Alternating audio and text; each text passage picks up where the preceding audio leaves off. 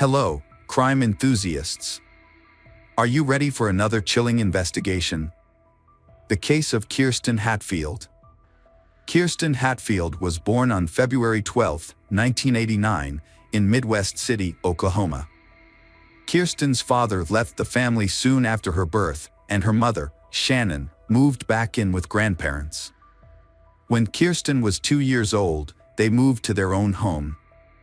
Later, Shannon remarried, but the marriage was short-lived, leaving Shannon to care for her 2 young daughters alone. Kirsten, being the older sibling, took on a lot of responsibility, helping her mother care for her younger sister, Faith. Kirsten and Faith shared a bedroom, while their mother slept in the adjacent room. On May 13, 1997, Shannon put her daughters to bed as usual. Kirsten was 8 years old, and Faith was 3. However, Faith had already fallen asleep, so Shannon only said goodnight to Kirsten and left the door to their room slightly open, as she always did, in case Kirsten or Faith needed her. At around 3 a.m., Shannon was awoken by a noise coming from the girls' room. Thinking one of her daughters was awake, Shannon got out of bed to check on them.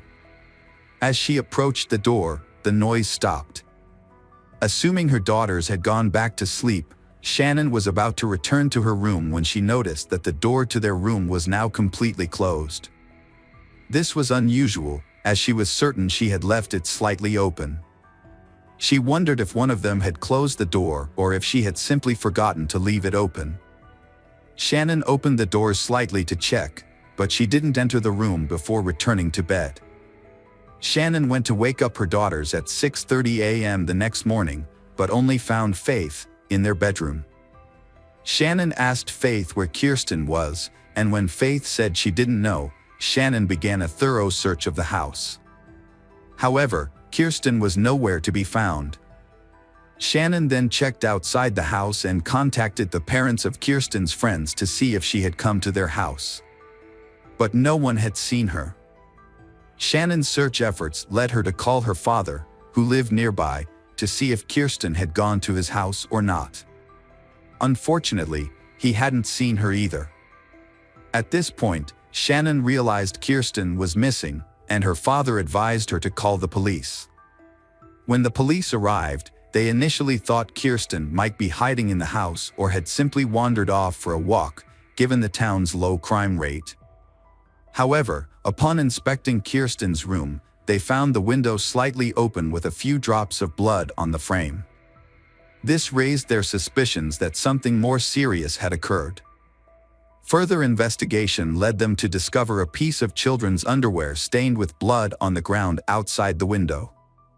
After confirming with Shannon that the underwear belonged to Kirsten, the police realized they were likely dealing with a kidnapping. More officers were called to the scene to assist with the investigation, which marked the beginning of a more extensive search for Kirsten.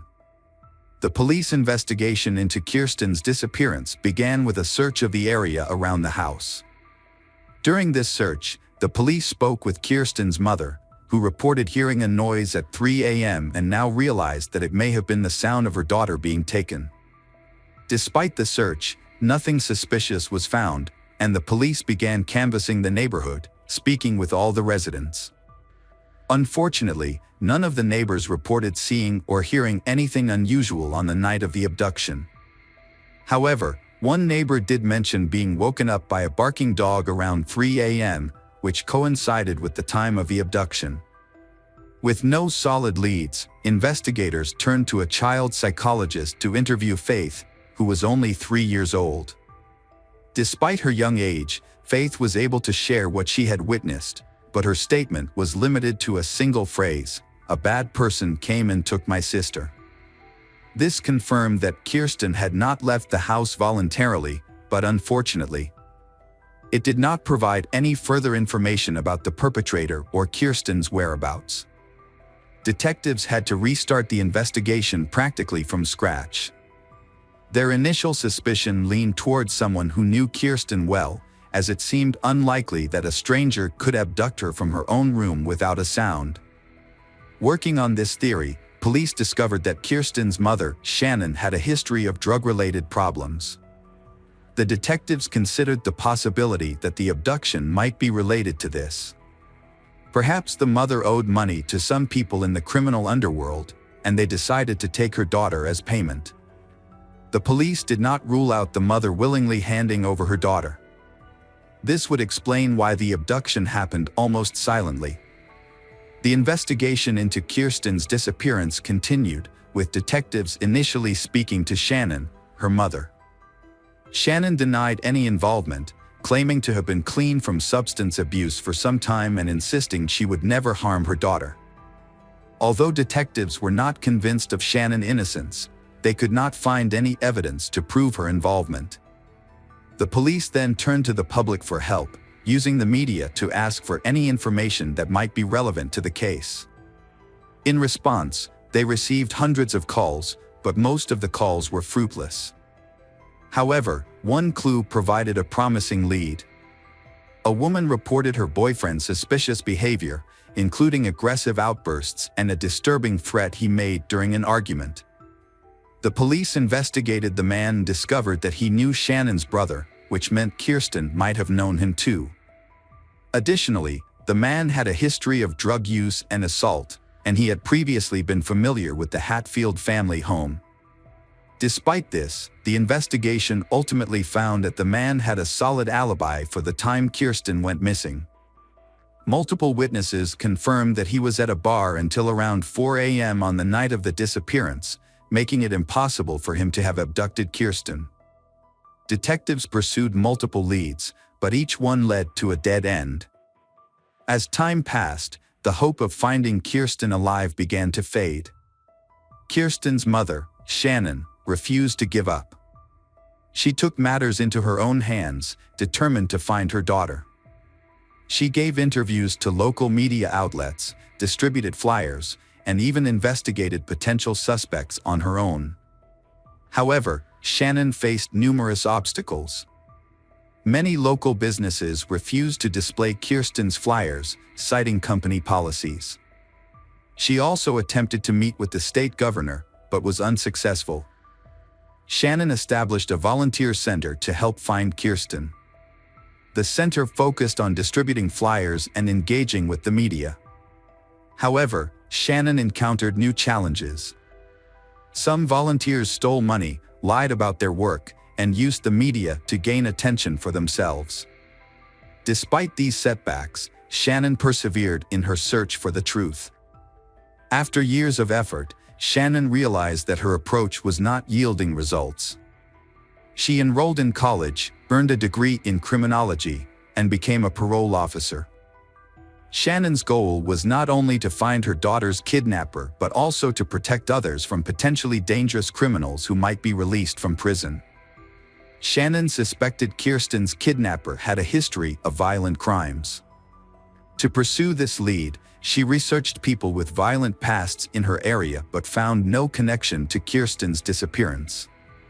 Despite her efforts, she eventually had to accept that Kirsten might have passed away and might not return. Still, Shannon continued to search for answers. Periodically, police reopened the case to investigate new leads, working with the FBI to create an updated sketch of Kirsten's possible appearance. In 2014, there was a breakthrough in the Kirsten case. A woman contacted the police and shared a shocking discovery she had made while sorting through her late mother's belongings. Among her mother's possessions was a diary detailing the woman's father's confession, claiming he had killed Kirsten Hatfield. The diary was extremely detailed, and detectives were convinced of its accuracy. According to the diary, the man had kidnapped Kirsten from her bedroom, took her to a house he owned in a nearby town, and murdered her after horribly torturing her. The description of the crime process spanned many pages, leaving even veteran investigators confused. The diary also revealed that the crime had been recorded on a videotape. Investigators immediately questioned the woman's father. However, his reaction was surprising. While he denied any involvement in the Kirsten case, he asserted that he had known who was responsible for Kirsten's death, saying the murder had occurred at his ex-girlfriend's house. The police were confused and asked for the house address. They quickly received a warrant and sent a team to thoroughly search this house. The forensic investigation began with a crucial step: the use of luminol, a substance that glows when exposed to very small amounts of blood. When the forensic team applied luminol to the scene, they were surprised by the results. An expert later described the house as lit up like a Christmas tree due to the numerous bloodstains. The bloodstains matched the details of the murder described in the diary, leading the team to believe they had finally found concrete evidence. To investigate further, police removed the floorboards, cut out sections of wallpaper, and sent these items to a laboratory for analysis. They also organized an excavation team in the hope of finding the victim's body. In addition, the police also discovered a box containing hundreds of videotapes in the house, so they had to review the diary. They suspected that one of the tapes might have contained footage of the victim being abused. Detectives meticulously reviewed each tape, but after hours of analysis, none of the tapes were related to the murder. Excavations also proved fruitless, with no remains or evidence found in the soil. However, just when the investigation seemed to have been gaining momentum, the police encountered an unexpected and shocking episode. Experts who analyzed the bloodstains in the house concluded that the bloodstains had actually belonged to an animal, not a human. This revelation left the police stunned and wondering what had just happened. Had someone deliberately deceived them with a cruel joke? Or was the person writing the diary struggling with mental health issues and convinced by a false narrative that had developed in their mind? The truth was still unknown. Detectives had run out of leads in Kirsten's case, and the case was once again stalled. In an effort to revive the investigation, the case was reassigned to a new detective named Daryl Miller in the summer of 2015.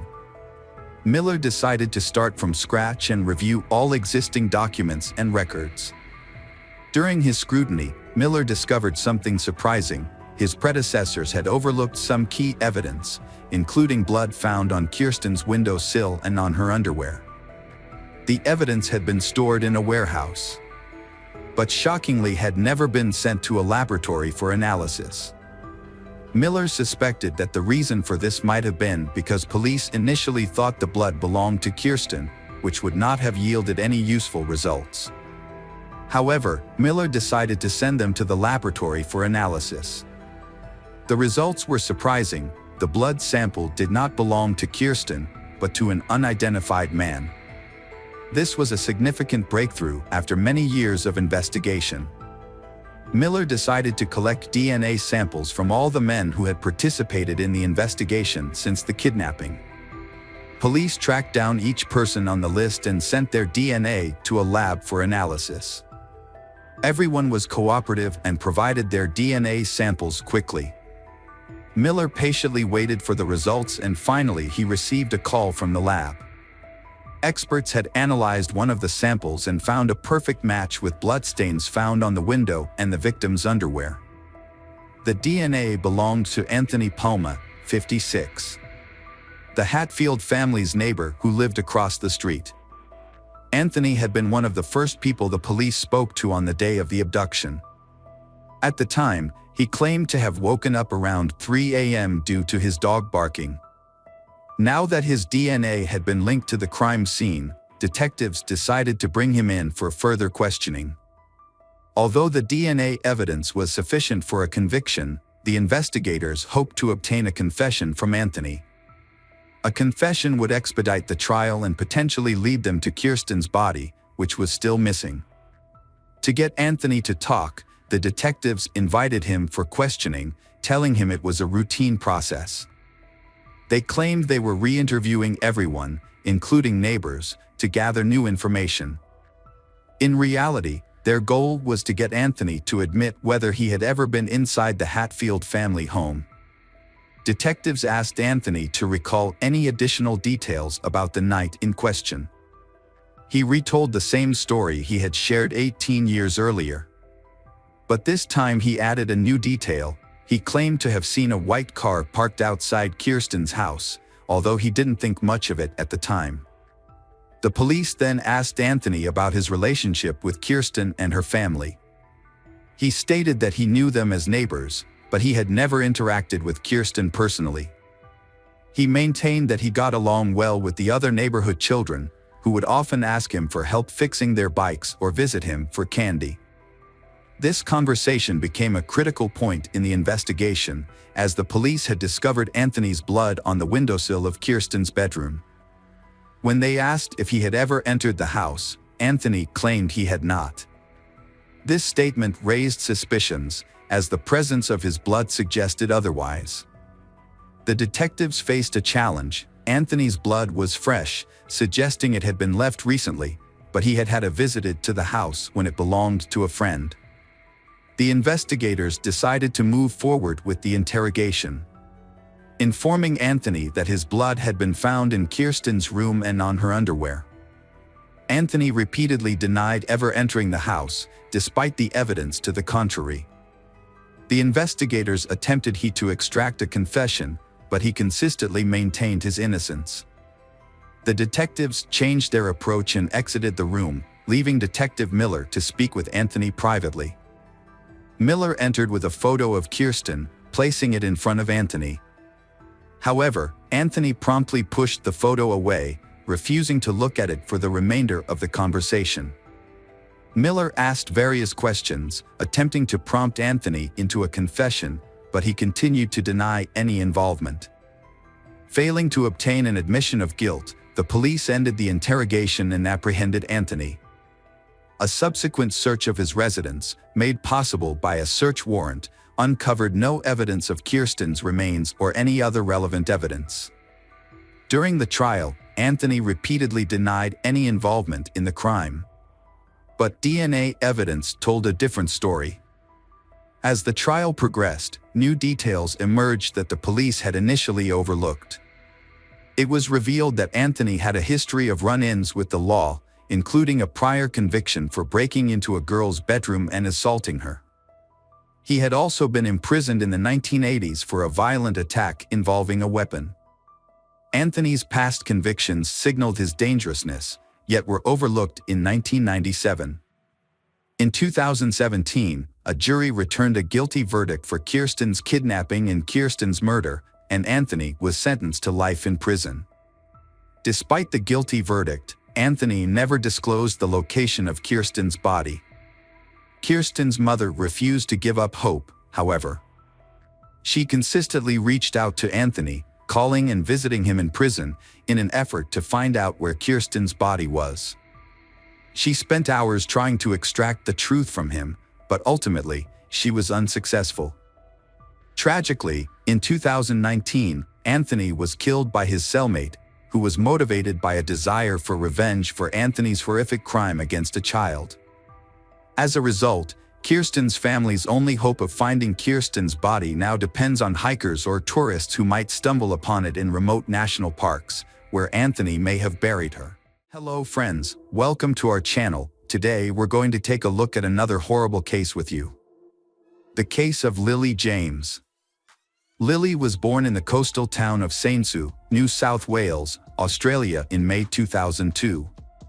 She was the first child of the close-knit James family and was especially loved by her maternal grandmother, Barbara. Growing up, Lily spent much of her time by the ocean with her younger brother Max, where she developed a passion for swimming and an active lifestyle. Her father, a water polo coach at an Anglican girls' school in Hustville, encouraged her interest in the sport. Those who knew Lily remembered her as a friendly and outgoing person who excelled in her studies and was always willing to help those in need. Her well-rounded personality made her a standout student, and she was widely respected by her peers. With her impressive talent and dedication, Lily succeeded in multiple areas, including academia, sports, and community service. She was also an accomplished performer, participating in her school's theater and dance club. Eventually, Lily's talents caught the attention of organizers from the prestigious Woodford Folk Festival, one of Australia's largest annual events, attracting over 125,000 attendees from around the world. As part of the celebrations, Lily performed a unique monologue from William Shakespeare's Macbeth. Her performance showcased her impressive skills, charisma, and stage presence, earning her a standing ovation and the jury's approval.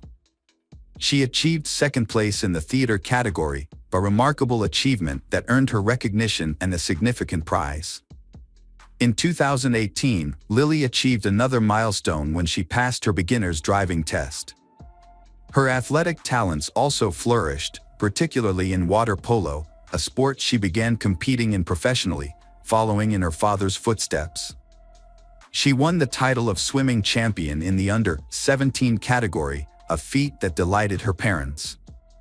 By her final year of school, Lily had decided to pursue a career in sports, and in 2020, she enrolled at Sydney Technological University to study sports business management. A turning point in her life. In early 2021, she started a new chapter. To break up her college routine and gain teaching experience, she took a job as a water polo coach at St. Andrew's Cathedral School. Her youthful energy, vibrant personality, and passion for sports quickly won over her colleagues, the school administration, and the students she was coaching. The students looked up to her and tried to meet her high standards. In return, she sought to understand each student's unique needs and strengths. That's when she met Paul, the new cricket and hockey coach. His impressive skills and charismatic presence quickly made him the center of attention. As a part-time teacher at another school and a member of the University of New South Wales hockey team, Paul was a driven and accomplished young man. He was particularly popular among the female students and staff. However, opinions about him were divided. Some saw him as arrogant and stubborn, while others appreciated his positive qualities. Initially, Lily and Paul's interactions were friendly but brief, limited to exchanging greetings.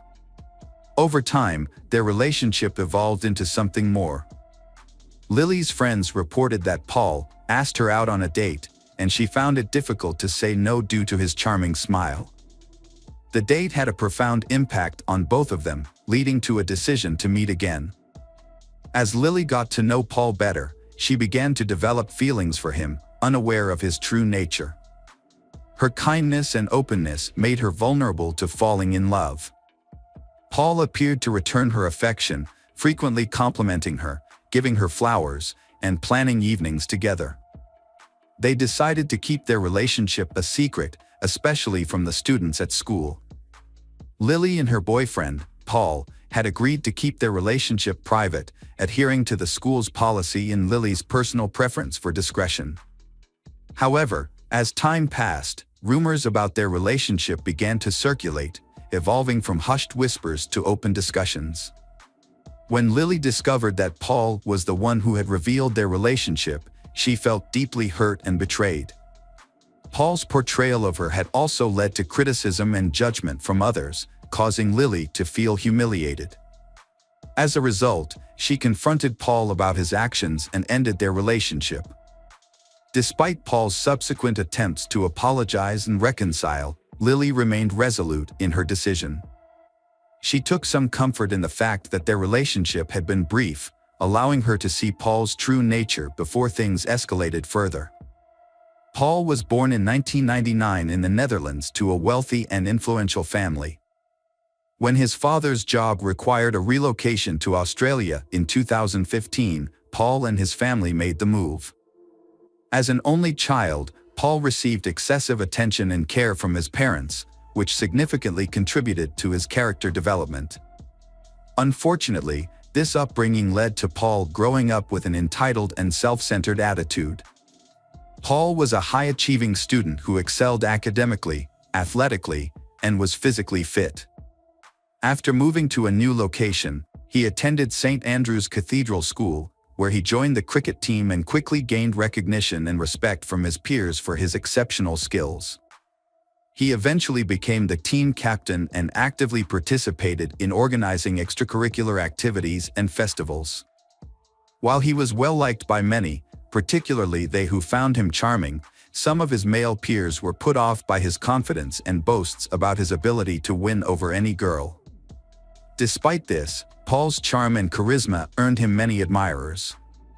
After graduating in 2017, the school administration offered him a position as an assistant coach for cricket and hockey, which he gladly accepted.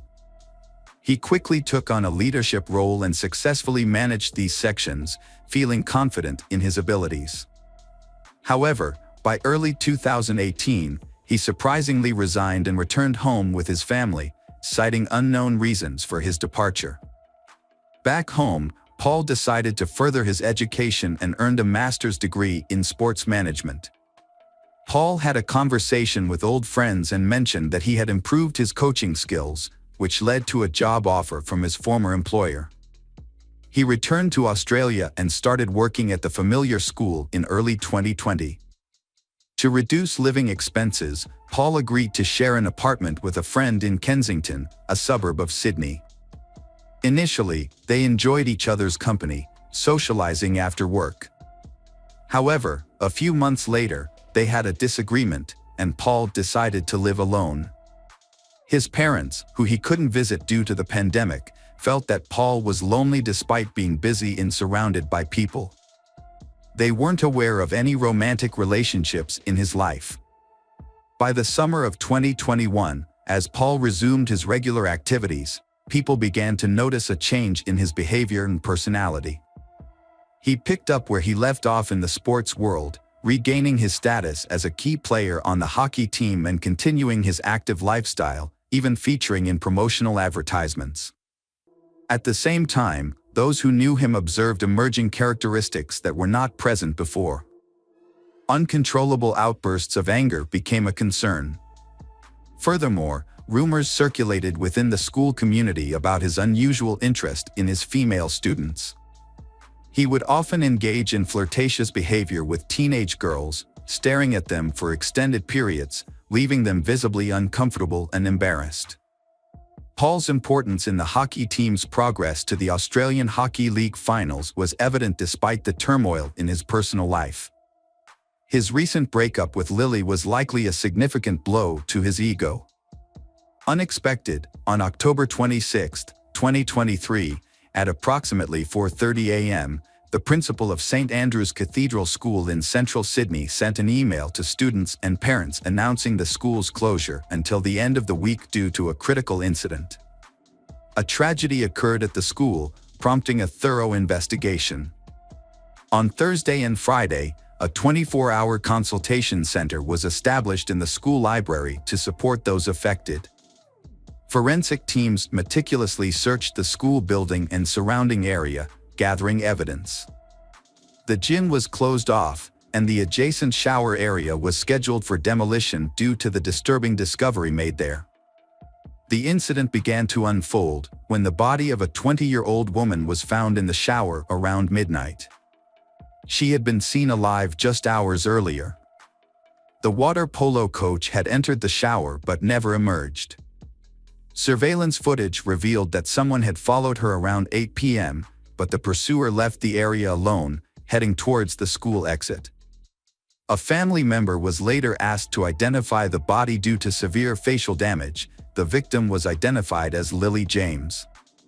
As the police delved deeper into the case, surveillance footage played a crucial role, and the prime suspect, a young man, was caught on camera multiple times. Investigations were launched into Paul and Lily's cell phone records, helping police track the suspect's last known location using GPS. They also sought to recover the victim's phone, hoping to uncover evidence through text messages that could shed light on the events leading up to the crime. After successfully locating the devices, the police reconstructed the sequence of events, revealing that Paul had purchased a hammer from a hardware store just days before the crime. It seemed he was consumed by anger toward the victim and had planned a confrontation. On the morning of October 25, Lily followed her routine, attending the university and then heading to her job in the afternoon. Unbeknownst to her, her ex-boyfriend had other plans. Paul rented a silver Lexus and drove to the school, avoiding the building since he had no classes scheduled. He waited in the car, patiently biding his time. Once the students cleared out, he walked into the gym, concealing a hammer under his jacket to avoid drawing attention. From this vantage point, Paul observed Lily's movements, lying in wait for the perfect moment to strike. When Lily finished her training session and decided to take a shower, Paul saw his chance and followed her. An argument erupted, and in the heat of the moment, Paul attacked Lily, striking her head with the hammer. According to the pathologists, the impact was fatal, and Lily died instantly, without suffering. After waiting for an hour, Paul collected Lily's belongings and left the building. He then drove to Diamond Bay, where he disposed of the weapon in a trash can. Security cameras captured footage of him at the reserve at 8:47 p.m. His last known location, as tracked by investigators, was the Gap, a cliff in the eastern Sydney suburb of Vaucluse. As the community was still reeling from the initial tragedy, another shocking event occurred. On October 27th, at 8 a.m., shopkeepers at Diamond Bay Reserve in Sydney's eastern suburbs made a disturbing discovery. A man's body was found just 11 miles away from the site of the first crime. A rescue team, including a bomb squad and Marine Corps personnel, was formed to retrieve the body. The body was recovered at 3:30 p.m. and taken for identification.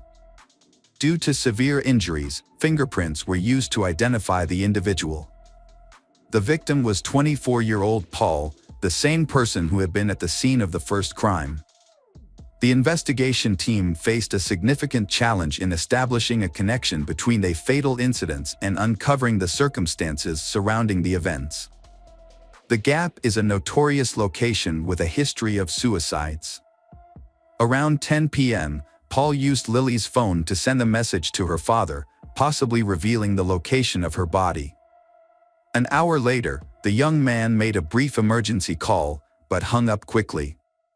When police arrived at the cliff, they found the personal belongings of Lily and Paul, but there was no sign of him. A rented car was parked nearby, suggesting that he may have taken his own life due to feelings of guilt or fear of facing the consequences of his actions. On October 26th, police launched a search operation for his body, using helicopters and boats to scour the coastline. The first day's efforts were unsuccessful, but the next day, a body was found on rocks in a nearby nature reserve. With Paul deceased, the case was closed, and his parents collected his body, opting to cremate it in Sydney. A meeting was subsequently arranged with Tim Watson-Monro, a renowned forensic psychologist with extensive experience in analyzing the behavior of both criminals and victims. Mr. Watson-Monro was asked to share his insights on the incident and analyze the behavior of the perpetrator, Paul.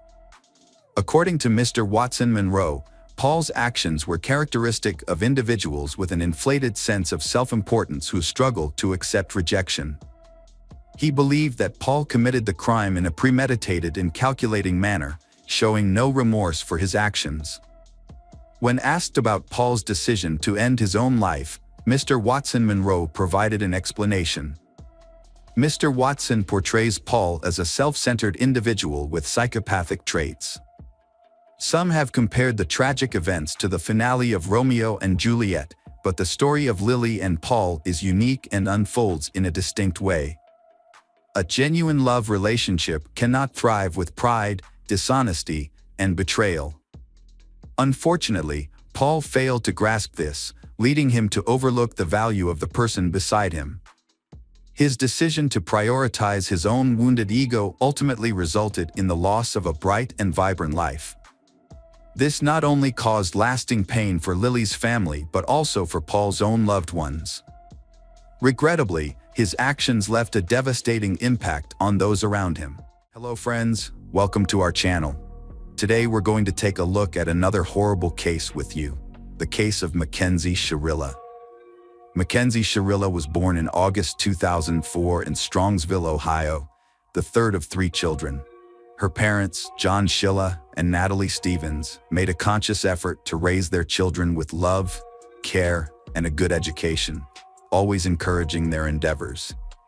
As the youngest daughter, Mackenzie was often spoiled and got away with many mischievous acts, including serious offenses, due to her parents' leniency. As she grew up, Mackenzie became a demanding and selfish individual. She was accustomed to getting her way and believed she was above consequences, no matter her actions. Classmates and teachers observed that Mackenzie was a pleasant and open child in her early years, but as she aged, her behavior and character began to deteriorate.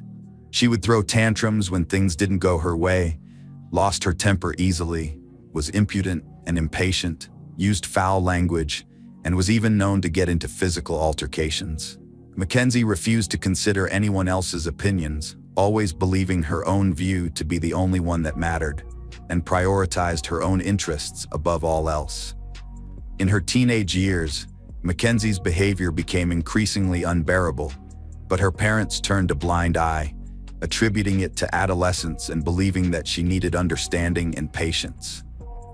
However, her defiant nature was only the tip of the iceberg. She developed a drinking problem in high school and occasionally dabbled in illegal substances, often getting away with it. Her reckless actions posed a direct threat not only to herself, but also to those around her. Despite this, her parents either failed to notice or chose to ignore the obvious issue. Like many of her peers, Mackenzie was obsessed with social media, rarely putting her phone down.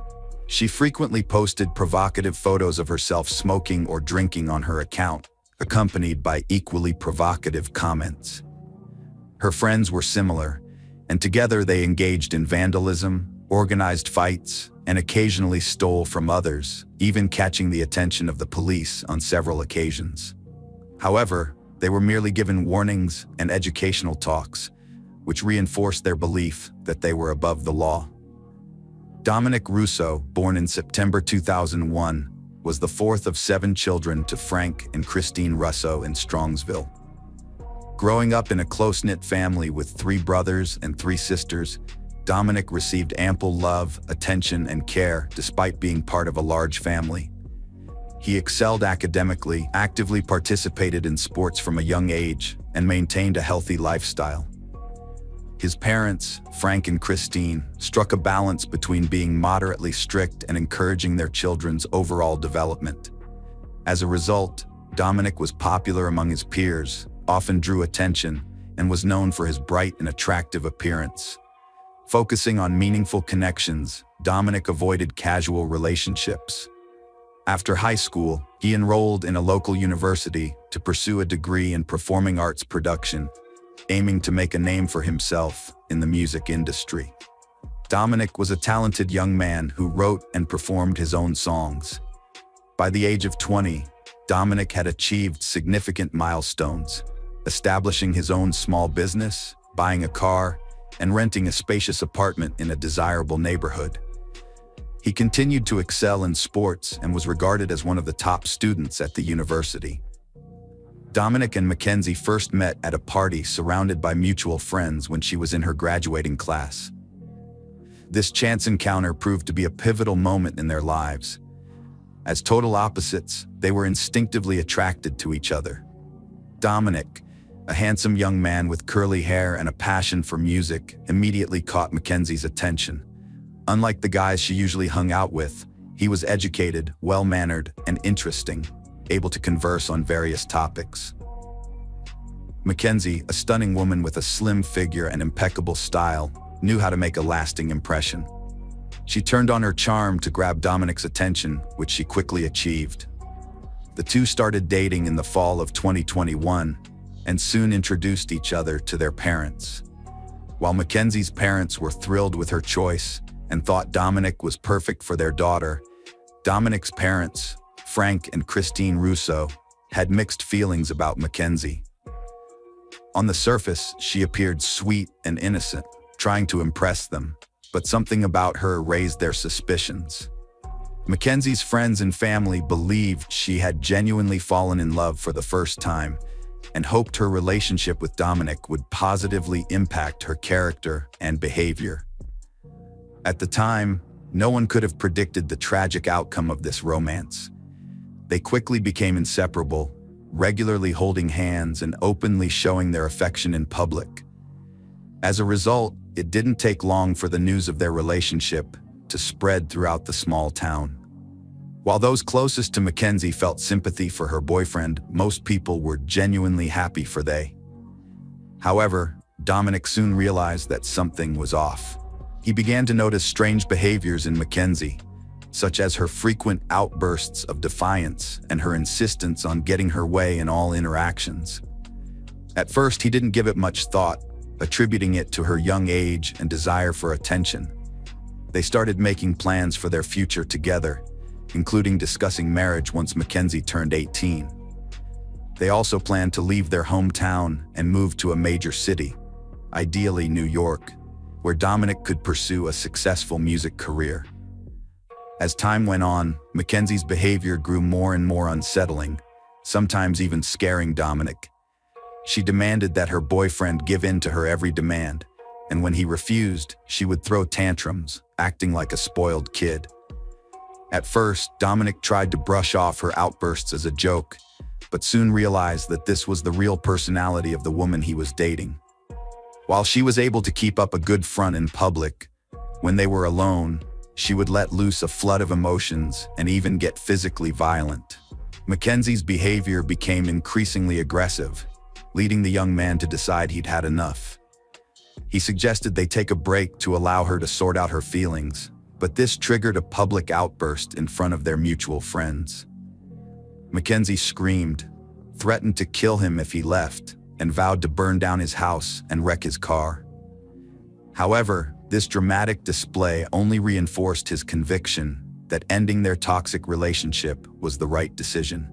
Despite this, Mackenzie was determined to hold on to her boyfriend. She continued to call him, inviting him to parties and posting photos of them on social media with declarations of love. When Dominic made it clear that everything was over, she flew into a rage. Mackenzie began showing up at his house almost daily, yelling insults and threats under his windows. She called him from different numbers, left messages on his answering machine, and sent emails and social media posts. One moment, she'd swear her love and offer to start anew. The next, she'd descend into insults and threats once again. Dominic was utterly bewildered by Mackenzie's behavior, which he had never experienced before. He attempted to engage in conversation with her, ignoring her, and even recording her aggressive outbursts on his phone. However, Mackenzie's conduct escalated to the point where she would publicly confront Dominic, screaming and insulting him in front of bystanders. This turned his life into a living hell, but he still held on to the hope that with time, she would lose interest and move on to someone else. One day, in the presence of witnesses, Mackenzie brazenly declared that killing Dominic would be easier than letting him go. She threatened that if he didn't return to her, no one else would have him, and she would take care of it. Although Dominic didn't take her threats seriously, those around him recognized that Mackenzie was dead serious. The schoolgirl frequently issuing menace included promises to physically assault him, run him over with a car, kidnap him and drive off a cliff, or stop the car on train tracks in front of an oncoming train.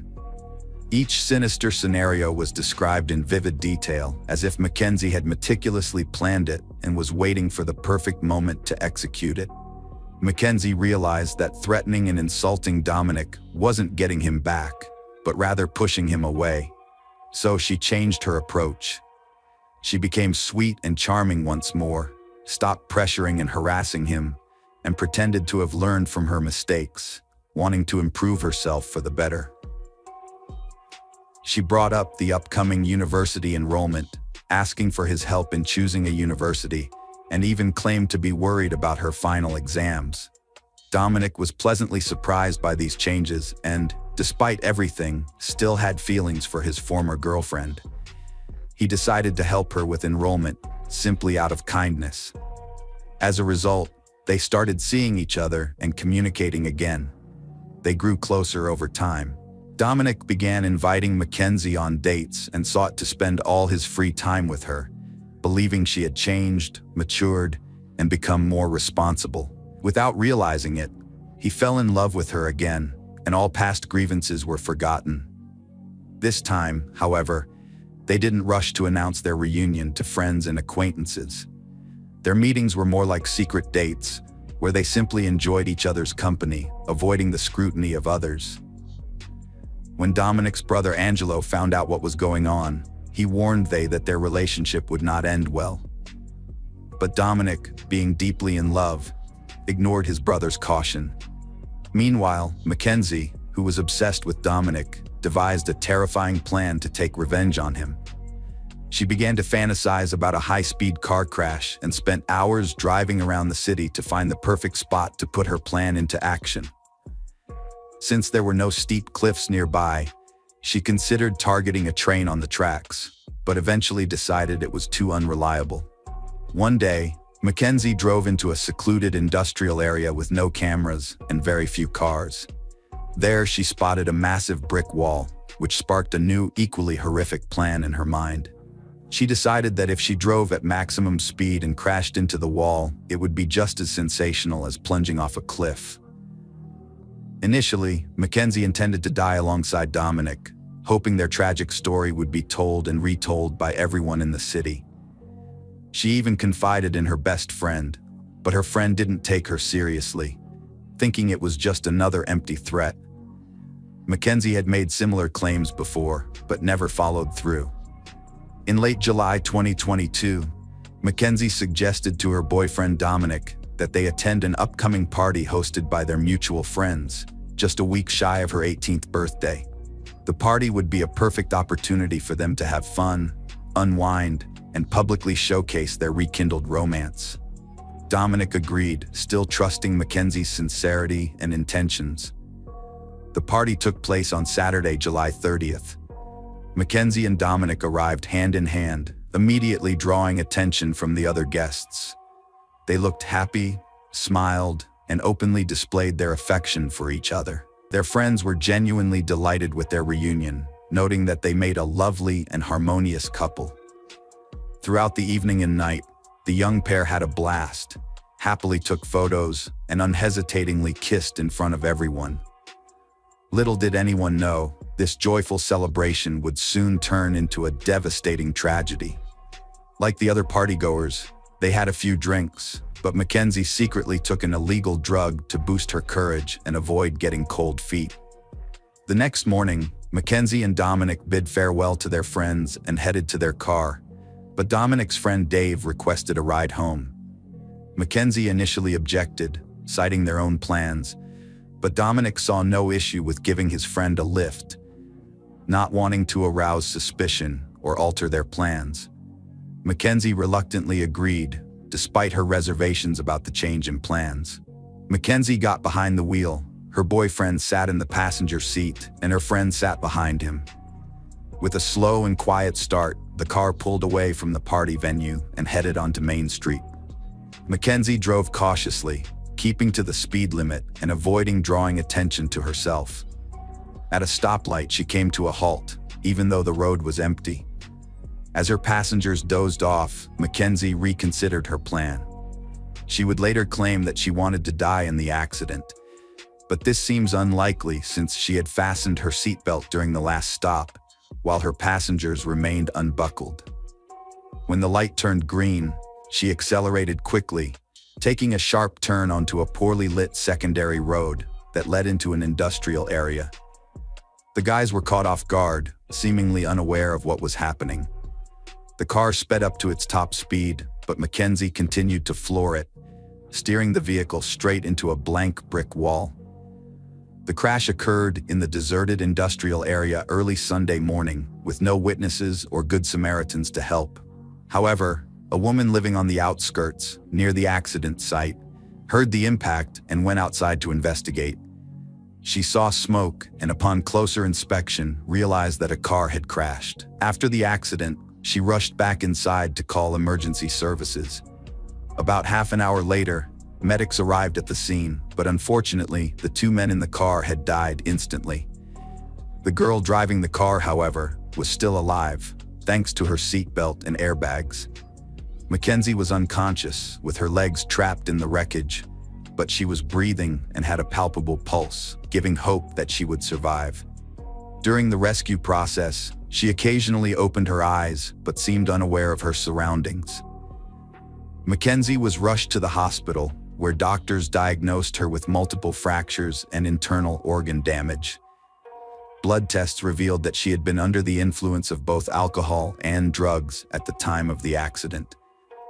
Ironically, the doctor believed that this may have helped prevent her from dying from shock while waiting for help to arrive. The police investigation initially suggested that Mackenzie, while under the influence, might not have realized what she was doing, and perhaps tried to drive through the wall or didn't see any obstacles. This theory was supported by the lack of braking distance. However, Mackenzie was unable to provide further insight as she was unconscious in the intensive care unit following a complex operation. Mackenzie regained consciousness and, overcome with emotion, confessed to the doctor on duty. She explained that she had intentionally driven into the wall at high speed, intending to kill her boyfriend and die with him. She clarified that Davin was an unintended victim, only in the car because of his own obsession, having asked to accompany them. Investigations revealed a different story. Surveillance footage tracked the initial part of the car's route, showing Mackenzie driving cautiously and following traffic rules, until she suddenly turned onto a road leading to an industrial area. Moreover, evidence emerged that Mackenzie had driven the entire route in both directions several days prior, with her car spotted by at least a dozen witnesses at various times. After leaving the hospital, Mackenzie bounced back quickly and resumed her carefree life. She socialized with friends, made future plans, and even attended a concert in a wheelchair, posting selfies on social media. By Halloween, she was back on her feet and dressed in costume, living life to the fullest. Mackenzie was arrested on November 4, 2022. The investigation took just over 3 months to gather evidence and build a case against her. She was charged with premeditated, aggravated double murder and possession of a controlled substance, which was found in her pocket and detected in her blood. During the trial, Mackenzie changed her story multiple times. Initially, she claimed to have suffered a memory lapse, but after a friend testified against her, revealing her plan, Mackenzie shifted her defense, stating she wanted to die with her lover. However, this new claim was quickly disputed, as evidence showed she had worn a seatbelt. On August 21, 2023, the jury found Mackenzie guilty on all charges. Although she was convicted, the court took into account that she was not yet 18 years old at the time of the crime, only 5 days shy of her 18th birthday. As a minor under state law, she was eligible for a more lenient sentence. Mackenzie faced 2 consecutive 15-year sentences without parole for each murder. However, due to her youth, her sentences were allowed to run concurrently, making her eligible for parole in 15 years. At the time of her potential release, Mackenzie will be 33 years old. The court's decision left both sides dissatisfied. The families of the deceased youths announced their intention to appeal for a harsher punishment, while Mackenzie's lawyer felt the sentence was too severe and also appealed. Despite this, the judge refused to modify the sentence, stating that he doubted Cheryl would be released from prison after 15 years. In his view, the defendant had failed to show remorse for her crime, displaying arrogance and even contempt towards the court, and now had ample time to reflect on her heinous act. Hello friends, welcome to our channel. Today we're going to take a look at another horrible case with you. The case of Belinda Temple. 1986 was the year Belinda started her college education in her hometown. Unlike her twin sister Brenda, who attended Steve Austin University, Belinda stayed close to home. Her decision was largely influenced by her relationship with Marshall Kelmy, who was 3 years her senior. Belinda was deeply infatuated with Marshall, and this relationship began during her high school years. However, Belinda's parents were not in favor of this relationship. They feared that being involved with Marshall would hinder their daughter's opportunities for a prestigious education. They also worried about the potential consequences of an early pregnancy, which might lead to Belinda dropping out of college altogether. The disapproval of Belinda's parents led to numerous arguments at home. Belinda's mother was particularly opposed to the idea of her daughter moving in with Marshall before marriage. She made her stance clear by stating, "He is nobody to you. Once you're married, you can move out, but until then, you have a home here." This remark seemed to only strengthen Belinda's resolve. In a bold move, Belinda and Marshall announced their decision to get married during a family dinner. Despite the tension, they shared their plans, which was met with a heavy, uncomfortable silence. Belinda's mother was visibly upset but seemed resigned to their decision, gritting her teeth and remaining silent for the rest of the evening. In reality, Belinda had made up her mind to marry Marshall as a way to assert her independence and prove to her parents that she was capable of making her own decisions. They didn't have a grand wedding celebration. Belinda wore her sister's white dress, invited a few close friends, and she and Marshall signed the papers. Afterward, they strolled around the city, enjoying champagne and each other's company. The next day, Belinda packed her belongings and moved in with her husband, who was still living with his parents. They hadn't planned to rent a separate place. Getting married didn't change much in their relationship. As mentioned earlier, Belinda's primary reason for marrying was to gain independence and stop her mother's nagging. However, her new life turned out to be quite unpleasant. Less than 6 months later, Marshall started spending less time at home, claiming he was working late. In reality, he was seeing another woman. Belinda discovered this when she noticed her husband acting strangely. One day, she waited until his work hours ended and followed him, which is when the truth came to light. She saw Marshall walking hand in hand with a woman she didn't know, likely a colleague. The deceived wife, Belinda, left her husband, Marshall, after discovering his infidelity. She didn't create a scene, but instead packed her belongings and returned to her mother's house. Marshall tried to win her back, but Belinda was too proud to forgive him. They eventually got a divorce. A few years later, Belinda was pregnant and working part-time at a school. Despite her pregnancy, she was concerned about missing the upcoming basketball competition between schools and not being able to prepare her team properly. Her colleague, Richard Bachman, didn't share her enthusiasm and had often expressed his disinterest in teaching. Belinda couldn't understand why Bachman, a 40-year-old man who seemed uninvested in his job, still held his position. As a diligent teacher, Belinda noticed that one of her students, Riley Joe Sanders, a high school senior, had been absent from class for months. She reached out to her colleagues to determine if the issue was specific to her class or if Sanders was a habitual truant.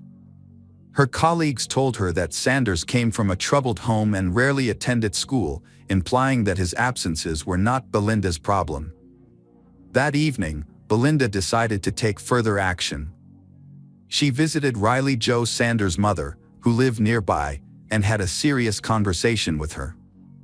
Although the talk seemed to have an impact, it didn't quite yield the results Belinda had hoped for. Sanders began attending class and participating on an equal level with his peers. However, during a basketball game, when Belinda called out Sanders for pushing an opponent and exhibiting poor behavior, he responded with insults and threats, warning her to be careful, especially in the evenings. After her breakup with Marshall, Belinda had nothing left for her in her hometown. She decided to follow her sister to Stephen F. Austin State University.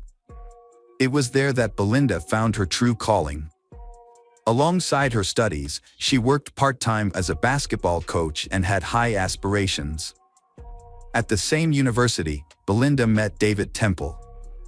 Like her, he was a part-time coach but for soccer, and he also played for the university team as its captain. Soccer had been an integral part of David's life since childhood, and it was clear even then that he was destined to excel. He consistently performed well for his team, earning the respect of all his teachers. Despite his difficult nature, which could lead him to insult or even physically confront others. David's behavior was often overlooked because of his on-field performance. During games, he would become fully engaged and find it difficult to calm down for a long time afterward. However, one of his teammates later revealed that David's aggressive behavior was due to his use of steroids. David's behavior changed significantly when he was with Belinda. He became a caring and chivalrous partner, but with one major caveat: he would become aggressive and confrontational if he perceived anyone as a threat to their relationship. Belinda was well received by David's parents, who admired her love for sports, a common interest she shared with their son. However, Belinda's twin sister and friends were less than thrilled about her relationship with David. They had known Belinda as a strong-willed and independent person, but since being with David, she had become more subdued and focused on pleasing him. Her relationship with her family also suffered, with less frequent phone calls and visits, which naturally caused concern among her loved ones. As graduation approached, David and Belinda adopted a bull terrier named Shaq. After receiving their diplomas, they got married in 1999. January 1999, David and Belinda Temple were expecting their second child. With the due date nearing, doctors predicted Belinda would go into labor within a couple of weeks. As with many pregnant women, Belinda was frequently exhausted, and caring for their son Evan added to her fatigue. One evening, David decided to give his wife a break from household chores and allow her some rest. To minimize distractions, David took Evan for a walk in the park. As they strolled through the fresh air, their hunger grew, so they stopped at a cafe for a snack. After their cafe visit, David and Evan headed home. Upon arrival, David noticed the front door had broken glass. He quickly told Evan, "I'm going to take you to visit Harland for a bit, okay?" Without waiting for Evan's response, David led him to a neighbor's house, where family friends lived. Evan, struggling to keep up, asked, "Why can't we go to Mom's?" David, unsure of how to respond, said, "Mom's in the hospital right now." The neighbor, Quentin Harland, had just opened the door to unexpected visitors when David rushed past him, taking his son into the living room without a word. David then ran towards his own house, leaving Quentin confused. Quentin shouted to his wife to care for the child and followed David. "What's going on?" Quentin asked, but before David could respond, they reached David's house, where Quentin saw the front door was broken. Upon entering, Quentin saw the house was in disarray, with open closets and belongings scattered everywhere. A trail of blood led to the stairs, prompting Quentin to push David aside. Under the stairs, in the dressing room, they found Belinda lying face down with a severe head wound. David, seemingly in shock, didn't react. Instead, he took out his phone and called the police. Police officers quickly arrived at the scene, but they were initially unable to enter the house due to the Temple family's aggressive bull terrier, Shaq, who growled and barked at the unfamiliar men in uniform. One officer drew his gun in response, but David intervened, shouting at them to put their guns away and rushing to restrain the dog in the garage. Upon entering the house, the police assessed the scene and concluded that the perpetrators were likely burglars who had not expected Belinda to be home. Despite her pregnancy, they had shot her to eliminate her as a witness. When police started investigating a crime scene, they were baffled by how the burglar got past the fierce dog, Shaq, that guarded the house. They were also unsure how the perpetrator distracted the dog. Upon closer inspection of the front door, police found broken glass, but its positioning suggested it was broken while the door was already unlocked, which seemed strange.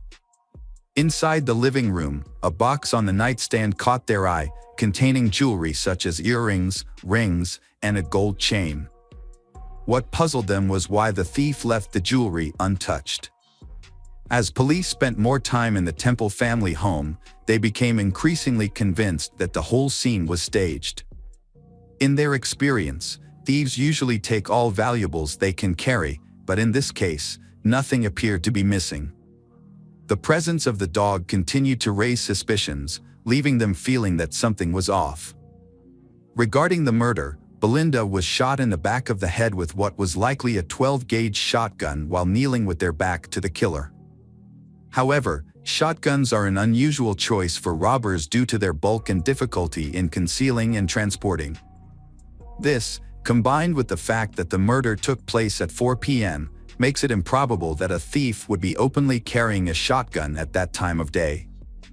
When questioned by police about firearms in his home, David mentioned owning a couple of rifles, which he showed to the officers. Notably, the shotgun that could have been used in Belinda's murder was not among the firearms he presented. David went to the police station voluntarily to give a statement and detail the items that had been stolen.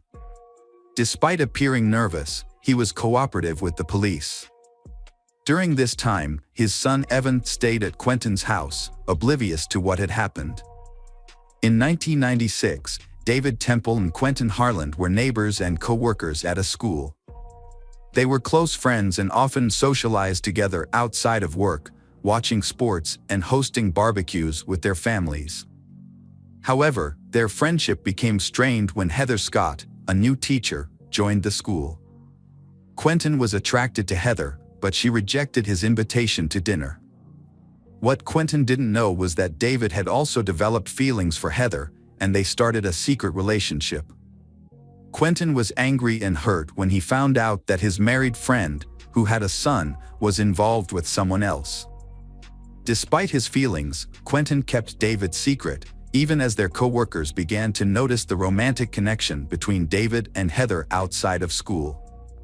Heather didn't know that David was married, as he didn't wear a wedding ring and kept his personal life private. Belinda had no idea about David's secret life. She once confided in Quentin about her suspicions that David was cheating on her, but Quentin quickly dismissed her concerns. "You're just being paranoid," he told her. "David is a devoted husband and family man. How could you think such a thing?" However, there were signs that something was off. David, who had once been extremely respectful towards Belinda, now frequently insulted her, even in front of others. He would call her fat, despite her only gaining a little weight after childbirth, and would often ask her to leave the room when they had guests, implying that her appearance was embarrassing. Belinda didn't stand up for herself or have a serious conversation with David about his behavior. Instead, she cried at night and felt deeply unhappy as a woman. Meanwhile, David was enjoying his new relationship with Heather. David became increasingly estranged from his family due to a new relationship with a coworker. He put more psychological pressure on his wife, Belinda, and their communication consisted only of insults. Although he never physically harmed her, the verbal abuse continued. That year, Belinda discovered she was pregnant again. The news made her forgive David's past transgressions, and she felt ecstatic. David attempted to appear as a happy father, but it seemed insincere. Sometimes, he would not come home at night, and Belinda was afraid to ask why because she feared his angry outbursts and the potential scandal that could follow. A pregnant Belinda often asked her husband David for help in preparing for the baby's birth, such as running errands, fixing up the nursery, and installing shelves. However, David consistently ignored her requests, leaving Belinda to handle everything on her own, including shopping, painting, and assembling furniture, despite being 8 months pregnant. As Christmas approached, Belinda suggested discussing gift ideas with David, but he proposed skipping gifts that year to save money for the baby. Given the doctor's warning that Belinda might go into premature labor, this seemed like a reasonable decision. However, on Christmas, David didn't even get Belinda a small gift. Instead, he announced that he was leaving to spend the New Year's holidays with friends on a hunting trip. Belinda confided in her sister, who immediately changed her plans to be with Belinda, ensuring she wouldn't feel abandoned, especially since labor could start at any moment. David, during the holidays, spent the time with Heather, who wore a gold necklace given to her by David as a Christmas gift. By 2007, it appeared that David Temple had all but moved on from his wife's murder, as if Belinda had never been a part of his life.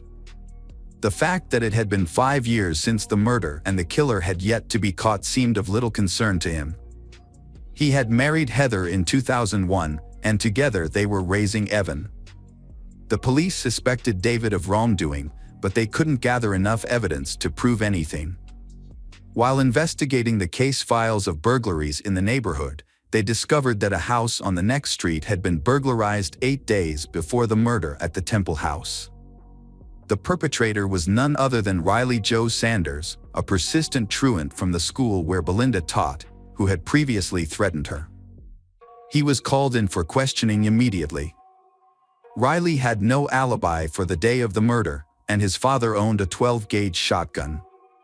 However, when the police searched the Sanders house, they did not find the weapon.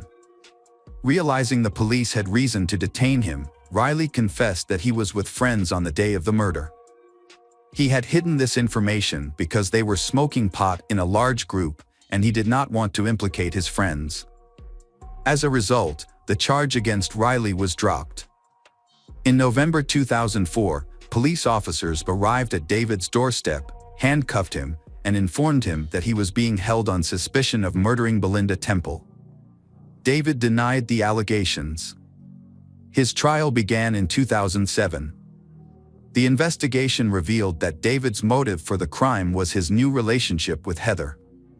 Colleagues of David testified that during Belinda's pregnancy, he boasted about replacing his fat and pregnant wife with the younger and more attractive Heather. According to the prosecution, David killed Belinda as soon as she returned home from work, as evidenced by her still wearing her work uniform and shoes. They alleged that he then staged a robbery, scattering belongings around the house, before quickly driving to the park with his son to create an alibi.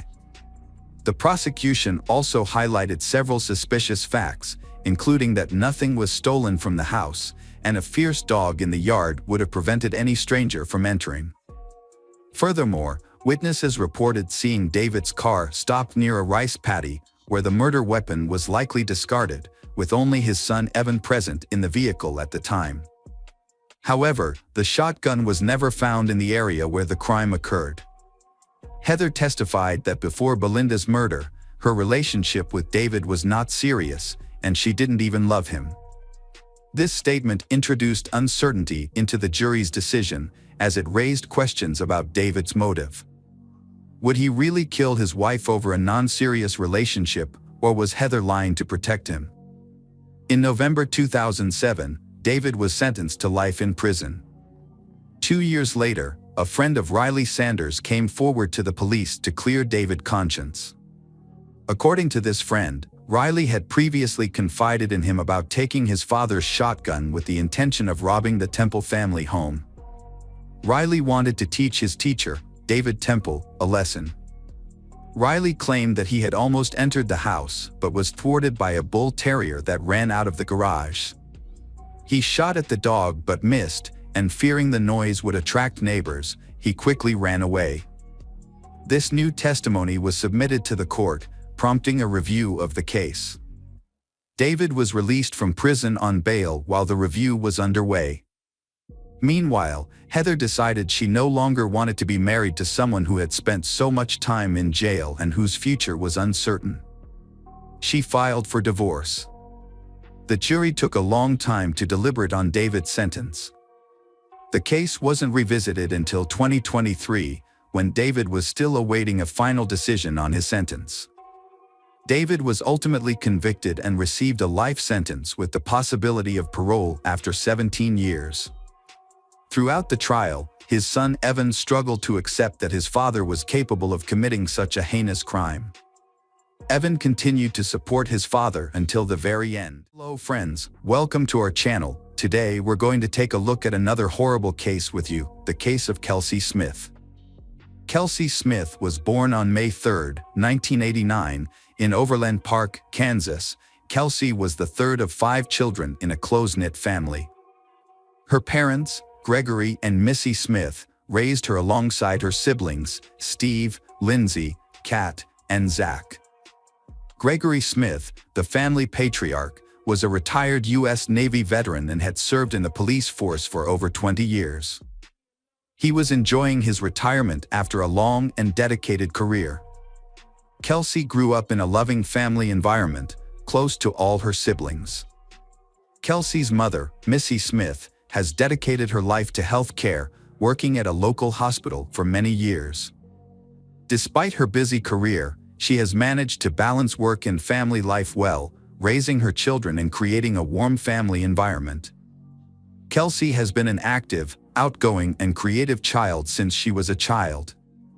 She enjoyed singing, dancing, and playing musical instruments, which she learned in music school. She was also active in school theater and choir performances. Kelsey is also passionate about sports, especially gymnastics and soccer. She often attends sporting events with her father and brother, cheering on her local team. With a great sense of humor and many talents, Kelsey has left a deep impression on those around her. Her love for animals, which began in childhood, inspired her dream of becoming a veterinarian after college.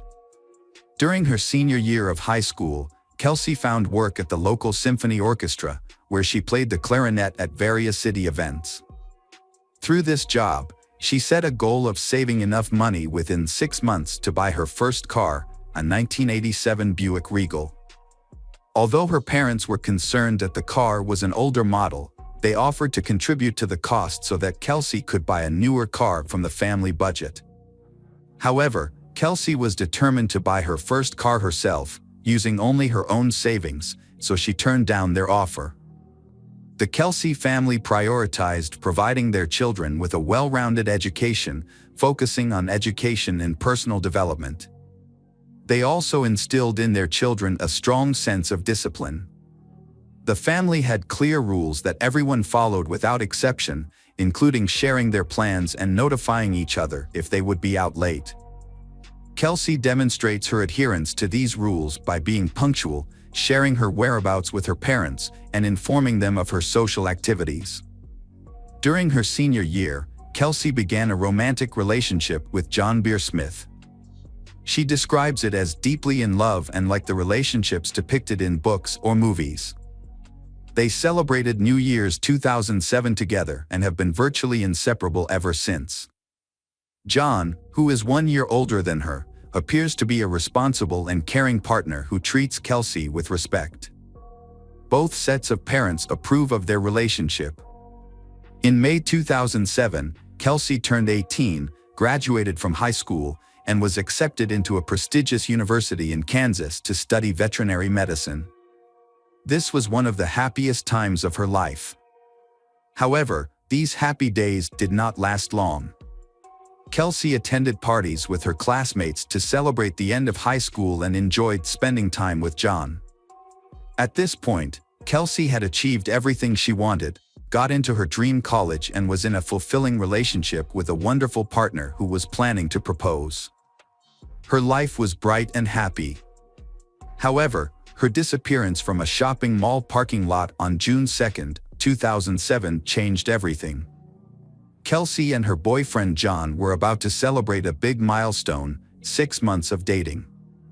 To make it special, John planned to propose with a custom-made engagement ring and had booked a romantic dinner for they of them. Unaware of John's plans, Kelsey also wanted to surprise him with a gift. That Saturday, she got ready, drove to a nearby Target Corporation store, and called her mother around 7 p.m. to say she had found the gift but needed a special bag for it. Her mother suggested checking the mall across the street from Target Corporation for a romantic gift bag. Kelsey thanked her mother for the advice and promised to be home soon. John was supposed to pick her up at 8 o'clock.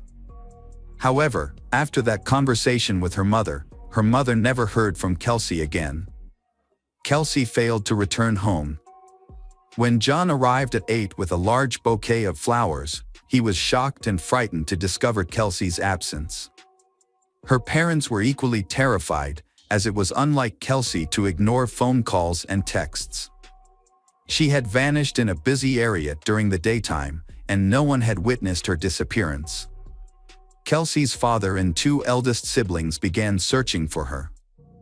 They found her car parked at the Oak Park Mall, which gave them a glimmer of hope that she might still be inside the mall for some unknown reason. However, after thoroughly searching the mall, inquiring with salespeople and security guards, they concluded that Kelsey was not there. Upon returning to the car, they found it undisturbed with no signs of struggle or violence. Kelsey's father, a former police officer, decided not to touch anything to preserve potential evidence, as the car might be part of a crime scene. Kelsey's parents reported her missing to the police the same day, but the police were initially hesitant to start searching right away. They explained that since Kelsey was 18, she wouldn't be considered missing until 24 hours had passed. However, Kelsey's father, who had connections, insisted on an immediate search. He also asked hospitals in the city if a woman matching Kelsey's description had been admitted. That evening, the police interviewed Kelsey's family and John to confirm their whereabouts and rule them out as suspects, a standard procedure in missing person cases. The police also reviewed surveillance footage from the Target store, which showed Kelsey entering the store, browsing, making a purchase, and leaving while talking on the phone to her mother. She was asking her mother about a gift bag and then drove to the Oak Park Mall across the street, as her mother suggested. Kelsey parked her car near the side entrance of the mall, close to the wall. Her car was inspected by experts and appeared to be untouched from the outside. The gift for John was on the passenger seat, and her backpack with personal items, including a tablet and wallet with $300 in cash, was in the back. Since everything was still inside, robbery was quickly ruled out as a motive. It appears Kelsey only left with her credit cards and phone, as everything else was still in the car. There were no signs of struggle, blood, or damage, and the only unknown fingerprint was found on the driver's seatbelt, which did not belong to Kelsey, her family, or boyfriend. The investigation tried to track Kelsey's location through her mobile phone signal, but the device was inaccessible, possibly turned off or damaged. Despite this, it was possible to determine the last known location of the phone to narrow the search area. However, Verizon Communications, the wireless carrier, delayed providing the necessary data for several days. Instead of refusing to cooperate, the company kept promising to look into the matter, which effectively slowed down the process.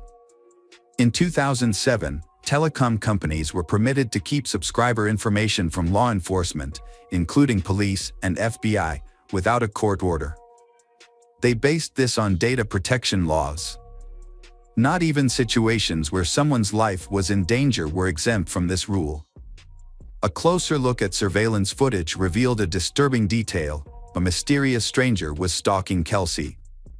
The man initially did not attract attention because he kept a safe distance and did not interact directly with Kelsey. He was a Caucasian man between the ages of 20 and 25 with dark hair, short and a light beard, wearing a plain white t-shirt and black shorts.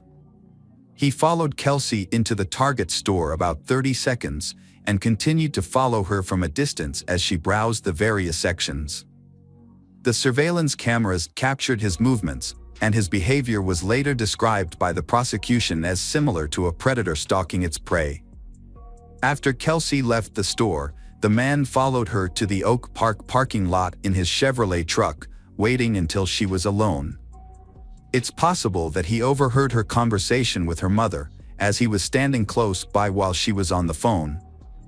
This may have allowed him to learn about her plans to visit the nearby shopping center. Unfortunately, Kelsey had parked her car in a poorly lit spot, next to a side door and a storage area, which made it difficult for the cameras to capture what happened next. As Kelsey sat in her car, the man parked his truck beside her and got out, wearing the same white t-shirt and black shorts. The stranger came up to her on the driver's side and, likely threatening to harm her, forced her to get behind the wheel of his Chevrolet. The truck then drove away in an unknown direction. Due to Gregory Smith's connections and experience, He believed that the more attention and coverage the case received, the higher the chances of finding their daughter and bringing the perpetrator to justice. As a result, the story was featured in both national and international media, including the popular show America's Most Wanted. When surveillance footage showed the stranger following Kelsey, the clearest images of his face were broadcast on the news, urging viewers to come forward if they recognized him. The police received calls from people claiming to have seen the man in various cities and states, although most of these reports turned out to be incorrect. Each lead was investigated. On June 6, a woman named Mrs. Miggs called the police, stating that she recognized her neighbor, Edwin Hall, from the footage. Initially, she had hesitated to report it due to doubts, but the information about the truck removed her last doubts, as Edwin owned an old 1970s Chevrolet.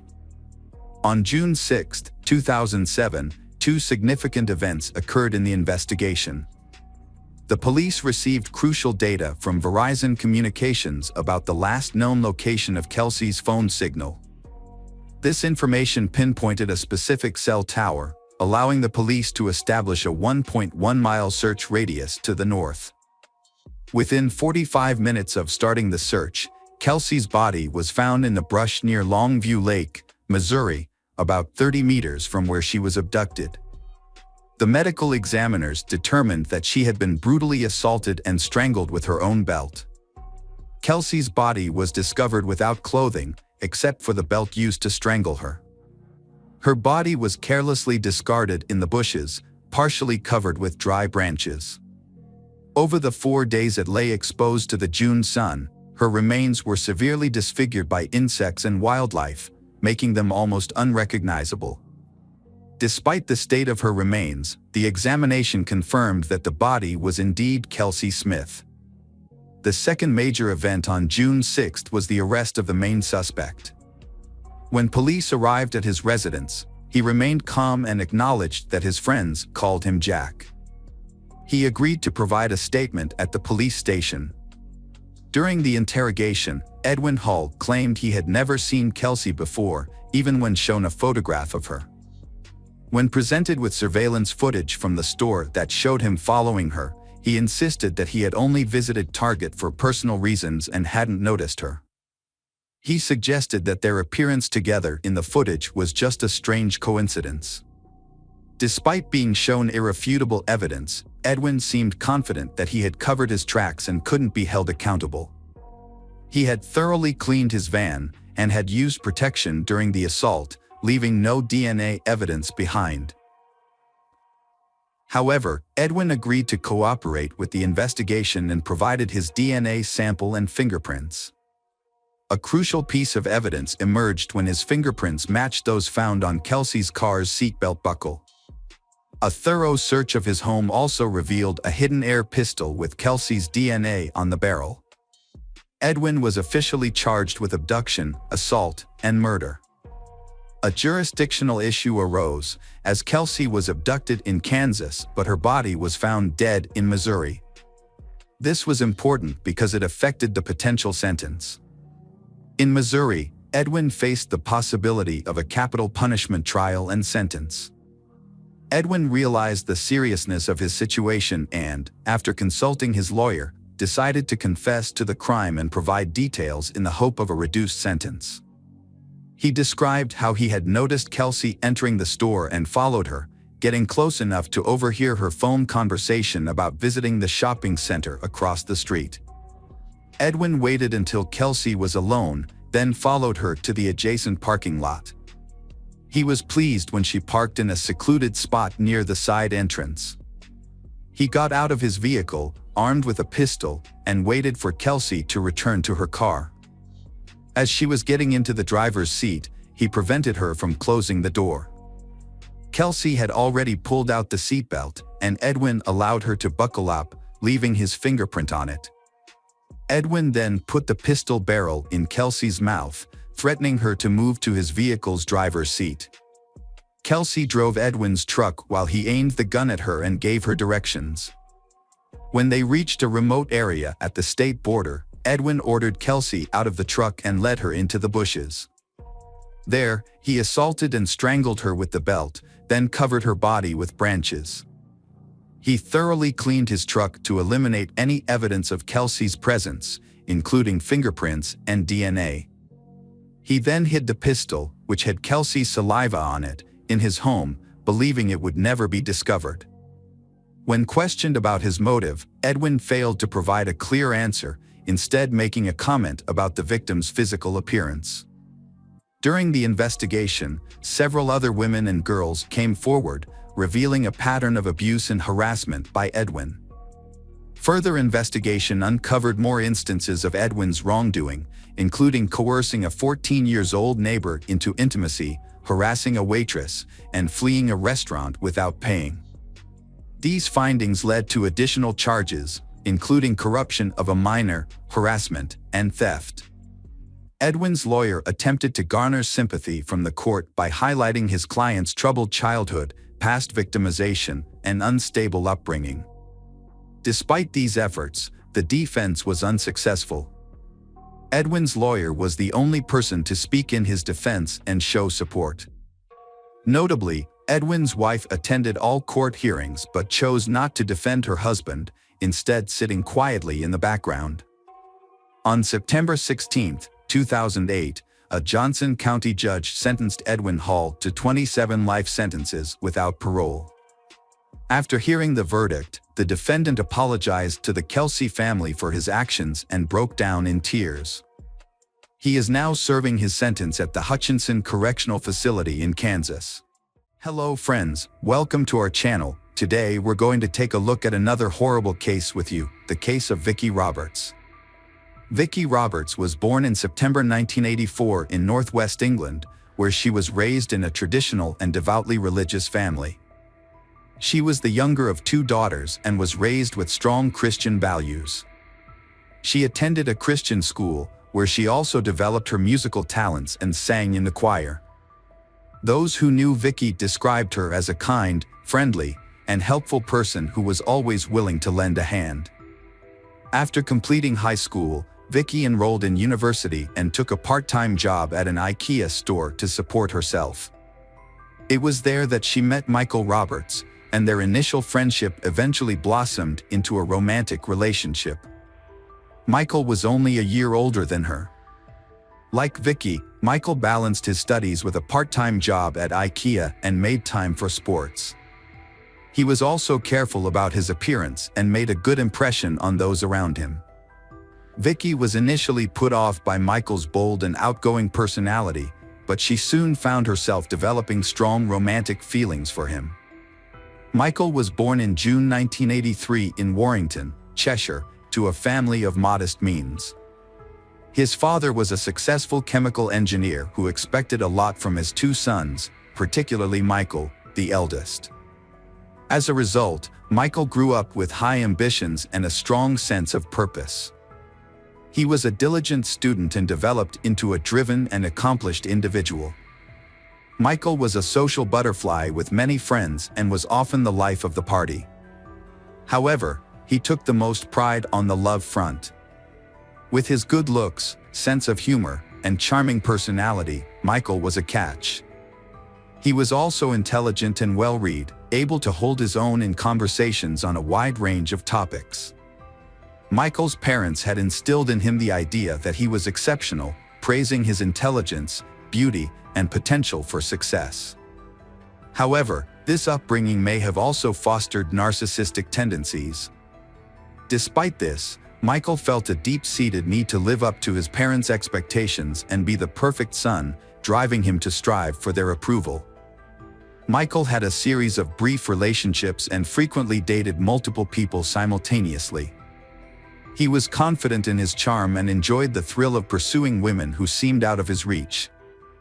For Michael, this was a game, a challenge to be won. Vicki is one of the challenges he wants to conquer. She was a modest and unattainable woman who initially kept Michael at arm's length, refusing even casual invitations. Vicki was focused on her studies and spent her free time at church, leaving little room for dating or relationships. Michael, however, was determined to win her over. It took Michael a few months to win Vicky over, but eventually she agreed to go out with him. He had charmed her with his sweet gestures, flowers, gifts, and thoughtful surprises. He even invited her to meet his parents, who immediately took a liking to her and approved of their son's choice. Vicky was convinced that Michael was genuinely interested in her, so she gave in to his advances. He became her first serious partner, and she felt truly happy when she was with him. It seemed like fate had brought them together. Michael also appeared to be in love and ready to settle down, but their happiness was short-lived. From the outside, their relationship seemed perfect. They were both young, attractive, and full of energy and ambition, with big plans for the future. Vicky soon discovered that Michael had a strong and adventurous approach to sex, with a high sex drive and a desire to try new things in the bedroom. At first, Michael didn't pressure Vicky to engage in certain activities, fearing she would leave him. However, once he felt secure in their relationship, he revealed his true desires. Vicky, a modest and religious person, was shocked but deeply in love with Michael and trusted him, keeping their private life a secret. Things took a turn when Michael proposed to Vicky, and she happily accepted, believing that marriage would bring an end to his experimental behavior. However, her closest friend began to notice Vicky covering up bruises and marks under her clothes. When confronted by her friend, Vicky initially denied any wrongdoing by Michael but eventually confessed that the marks were a result of Michael's affinity for bondage, toys, and other devices during their intimate moments. Vicky confided in her friend that she and Michael had intimate relations up to 5 times a week. Michael considered himself a skilled lover, viewing intimacy as an art form and a means of self-expression. Although he would occasionally compromise when Vicky refused to participate in his more extreme and reckless experiments, he usually managed to persuade her to give in to his desires. After graduating, Vicky became pregnant unexpectedly and decided to change careers. She soon landed a job as an account manager at a logistics company. Michael also left his job at IKEA and became a sales consultant at a large electronics retailer, selling phones, laptops, and other gadgets. Thanks to his charisma and persuasive abilities, he consistently exceeded his sales targets and quickly became one of the top-performing employees. Michael's success led to a promotion to senior sales, and he was being considered for a transfer to the company's main office. However, he needed to undergo additional training to improve his qualifications first. Michael enjoyed the training sessions and business trips to London, and he took great pride in his accomplishments. As a result, he often forgot about Vicky, his young fiancée, and only remembered her when he wanted intimacy. Vicky and Michael's relationship was lacking in several ways. They rarely spoke about each other or spent time together outside of the bedroom, making Vicky feel invisible to him. Meanwhile, Michael was secretly having affairs with coworkers, clients, and casual acquaintances. During this time, Vicky discovered she was pregnant and shared the news with Michael, expecting him to be thrilled and expedite their wedding plans. Instead, he was furious and insisted that she terminate the pregnancy, citing their youth and the fact that they had their whole lives ahead of them. Vicky was shocked and refused to consider abortion. Michael then attempted to persuade Vicky by appealing to her concerns about her family. He claimed that her parents, who were deeply religious, would be angry and disappointed in her for becoming pregnant out of wedlock. However, Michael promised that if Vicky agreed to have an abortion, they could keep and plan to have children after they were married. Vicky was faced with a tough decision, but Michael's persistence eventually won her over, and she went to the hospital. Unfortunately, the experience was complicated, and Vicky had to stay in the hospital for a few days. It took her nearly 3 weeks to recover. During this time, her doctor strictly advised her against intimate relationships. When Michael found out, he became furious. It was then that Vicky realized Michael had mental health issues and an addiction to sex. Without intimacy, he became unbearable, frequently leaving the house, citing urgent work matters. Vicky suspects Michael is having an affair, and she hoped that getting married would help him change his ways and be more committed to their relationship. As it turned out, their relationship was loveless, and Michael was leading a double life.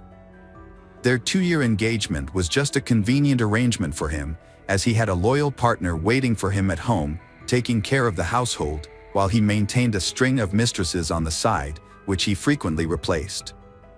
Vicky always trusted Michael and forgave him whenever he cheated, as long as he promised it wouldn't happen again. However, as time passed, Vicky began to pressure Michael into getting married, as she wanted to start a family and have children. Her parents also brought up the topic frequently, but what really pushed Michael to consider marriage was the insistence of his own parents, whom he didn't want to disappoint. Michael's parents adored Vicky, thinking she was perfect for their son. They constantly asked and they would tie the knot and give them grandchildren. With the help of his parents, Michael and Vicky organized a grand wedding, complete with a white dress, limousine, and a beautiful ceremony. The newlyweds appeared to be in love and happy, with a long life ahead of them. After the wedding, they settled into a large, cozy house in a prestigious area of Warrington, close to Michael's parents. Despite their marriage, Michael didn't truly love Vicky. It was more of a way to appear normal to others. Vicky never expressed her concerns about Michael's unusual behavior and frequent infidelity, allowing him to freely change partners. Meanwhile, Michael's career was thriving. He received a promotion and a significant salary increase after being transferred to a new office. His direct supervisor was Carrie Hall, the head of administration at Phones for You. Carrie was a decade older than Michael, divorced, and raising her son independently. Despite her tough exterior, she was attractive, well put together, and strong-willed, as her position demanded. For a while, she ignored Michael's subtle advances, but to him, her indifference was a signal to take action. Michael set out to win over Carrie, using his natural charm and eloquence to capture her attention. After about a month, Carrie reciprocated his interest, and they began a regular affair, meeting in hotel rooms. Their relationship was intense and passionate, with a focus on experimentation and exploration. Carrie, a confident and mature woman, was flattered by the attention of the younger Michael. She was aware that Michael was unlikely to end his marriage for her. Michael, on the other hand, was eager to explore his desires with Carrie, which he felt he couldn't express with his wife. He would often lie to his wife about working late or attending corporate events, while confiding in Carrie about his unhappy marriage and his desire to divorce. However, he never made any concrete moves to end his marriage. The affair lasted for over a year, with Carrie seemingly content with the arrangement. She made no demands from Michael to leave his wife and was satisfied with their clandestine meetings and the excitement they brought. Carrie's behavior changed as she started dressing more conservatively, covering her body with long sleeves and high-necked clothing, a departure from her usual style that highlighted her athletic build. Carrie confided in her close friend about her lover Michael's extreme intimate experiments, which often crossed a line. She showed her friend the evidence, a bite mark on her chest and bruises on her neck from his intense grip. There were also marks on her wrists from the ropes he used to tie her up, giving him complete control. The friend was alarmed and urged Carrie to report the incidents to the police, but Carrie refused, explaining that the acts were consensual and Michael usually warned her about what he was going to do. However, the intensity of the experiences often got out of hand. For instance, Michael enjoyed choking his partner, claiming it would enhance the experience, but there were times when Carrie lost consciousness due to his excessive enthusiasm. Carrie's friend was fearful of Michael's strangulation games, but Carrie consistently gave in to his persuasion, believing that he would eventually stop or that she would become desensitized to the experience. Sadly, neither Carrie nor any of Michael's mistresses made any attempt to stop his cruel and painful experiments. Vicky had suspicions about her Michael's infidelity even before they got married.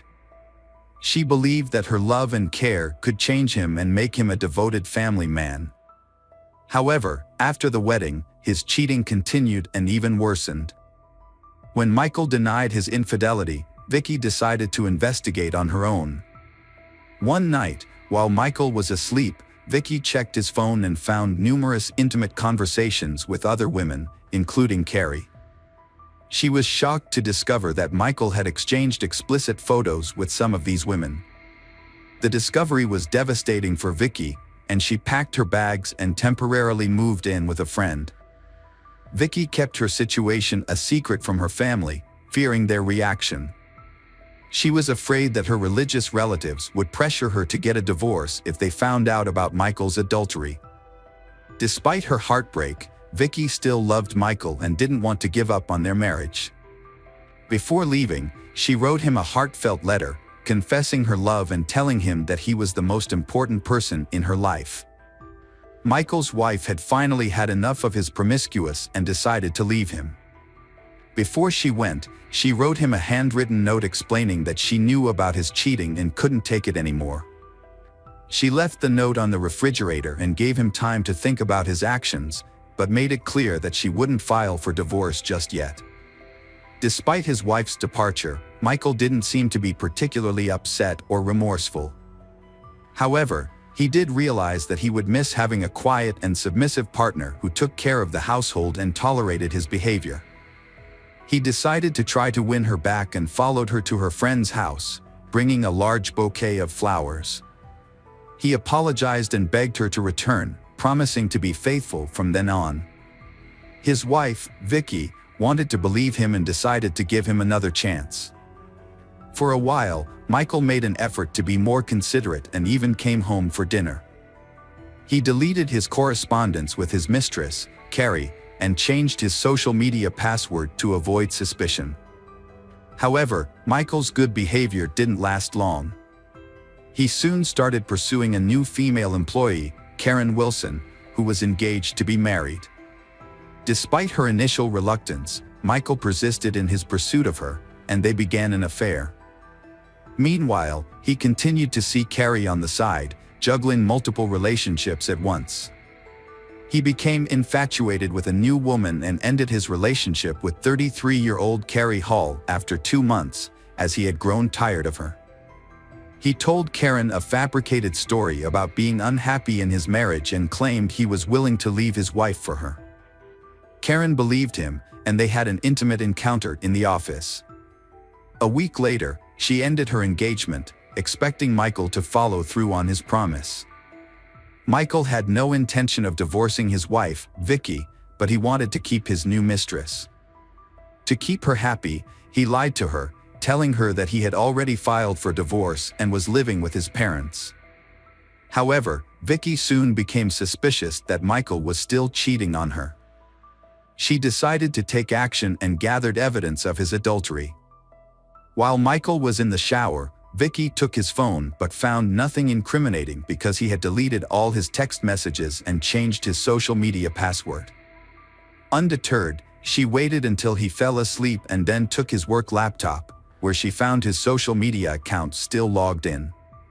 There, she discovered messages between Michael and his new girlfriend, in which he professed his love and claimed to be divorcing Vicky and living with his parents.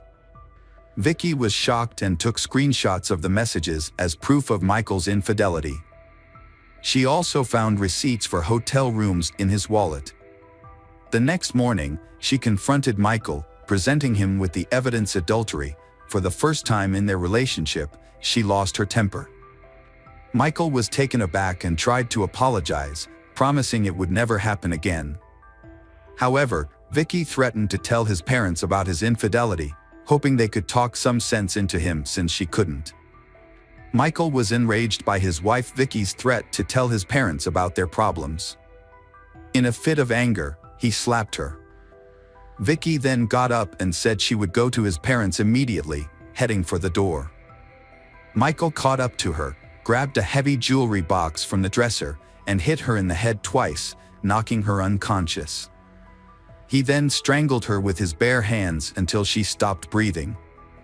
Feeling no remorse, Michael wrapped Vicky's body in a blanket, placed it in large garbage bags, and carried it to the garage. He quickly cleaned the house, packed up most of Vicky's belongings, and removed them. He then invited his lover, Karen, over, and they had dinner, had fun, and made love in the same bedroom where the murder had taken place. The next day, Michael ran off with Karen. He told his parents that Vicky had left him for another man, even showing them fake messages from Vicky's phone, which he had sent himself. He went to his parents' home, sobbing on his mother's shoulder, pretending to be distraught over his wife's supposed infidelity. Michael sent his parents-in-law messages saying that their daughter had left him for another man. He also told them to give her space and not to bother her. The messages claimed that Vicky had fallen out of love with Michael and had moved in with someone else. Her parents were shocked and tried to contact Vicky to hear her side of the story, but she refused to answer their calls, only responding with messages asking for time. Vicky's parents found Michael's story suspicious and went to his house to confront him. However, his explanation only raised more questions. They soon discovered that Vicky had not shown up for work, which further alarmed them. They decided to report their concerns to the police, leading to an investigation. On December 1, 2009, Michael bought a shovel, rope, rags, and cleaning supplies from a hardware store. However, the police arrived at his house on the same day. He had been caught before he could dispose of a body. The police initially found nothing out of the ordinary, but Michael's actions and alibi sparked suspicion and raised several questions. Notably, they overlooked a large package in the garage during their search. Inside the house, they found no signs of her presence, such as clothes, documents, or personal items, which could suggest she had left of her own accord. However, Vicky's laptop was discovered in the bedroom, and upon seizing it, the police found screenshots of Michael's incriminating conversations with his mistresses, which Vicky had saved. The investigation took a significant turn when authorities made a geolocation request to Vicky's cell phone, which had been regularly sending messages to her husband and relatives. To everyone's surprise, the phone was found to be located in the marital home of Vicky and Michael. This led to a second, more thorough search of the Roberts residence. During this search, a suspicious package was discovered in the garage, and its contents shocked all who were present. However, in a stunning twist, Michael, who had been cooperating with the police, suddenly vanished into thin air. He had taken a wallet containing cash, which allowed him to evade capture for several days. After his money ran out, Michael turned to one of his mistresses, Lavinia T., and asked if he could stay with her for a while. However, when Lavinia heard on the news that Michael was wanted for his wife's murder, she immediately contacted the police and reported his whereabouts. Eventually, he was arrested, put on trial, and convicted. When the authorities arrived to arrest Michael, he claiming he was innocent of the crime. A man claimed that his wife died accidentally during a consensual sex game where she asked him to strangle her with a rope belt, but he lost control. However, forensic experts disputed this claim, finding that she was actually strangled with bare hands, attacked from behind, and had 2 severe head injuries that occurred before her death, which were unrelated to the alleged sex game. The trial began in January 2010, with the defendant, Michael Roberts, maintaining that his wife's death was an accident and hoping for a lenient sentence. However, the autopsy results revealed a different story. Roberts had intentionally hit his wife on the head twice, then strangled her, and hidden her body in the garage. As a result, Roberts was convicted of first-degree murder and sentenced to life in prison. Hello friends, welcome to our channel. Today we're going to take a look at another horrible case with you. The case of Natalee Holloway. Natalee Holloway was born on October 21, 1986, in Clinton, Mississippi, to Elizabeth and David Edward Holloway. Her parents had a loving relationship that began in their youth, but after 13 years of marriage, they divorced due to the stresses of domestic life. Following the divorce, Natalie and her brother Matthew lived with their mother, who continued to receive emotional and financial support from their father. In 2000, Elizabeth remarried to George Twitty, a businessman from Alabama, and the family moved to Mountain Brook. The transition was seamless, and Natalie and her brother remained close to their father, visiting him regularly during holidays. Natalie's upbringing was deeply influenced by her family's strong Christian values, which emphasized kindness, modesty, and community involvement. As a result, she developed into a compassionate and humble individual who prioritized her studies and extracurricular activities over social events. Despite her popularity, Natalie chose not to attend parties or go on dates, instead focusing on her goals and aspirations. She was an excellent student, a skilled dancer, and an active member of various clubs, with ambitions to pursue a career in medicine and secure a scholarship to a local university. On May 26, 2005, Natalie joined 123 other students and 7 chaperones on a trip to a beautiful Aruba island. The group of 18-year-olds stayed at the Holiday Inn and spent their time relaxing on the beach, swimming, and enjoying the local restaurants and entertainment. They made the most of their trip, dancing into the early hours of the morning. On the night of May 29th to 30th, Natalie was initially acting normally in socializing while sober. However, after consuming a drink given to her by Joran, her behavior changed, indicating that she may have been under the influence of a substance. The staff at Carlos and Charlie's bar had a positive opinion of Natalie, but viewed Joran unfavorably due to his history of poor behavior, gambling, and substance abuse.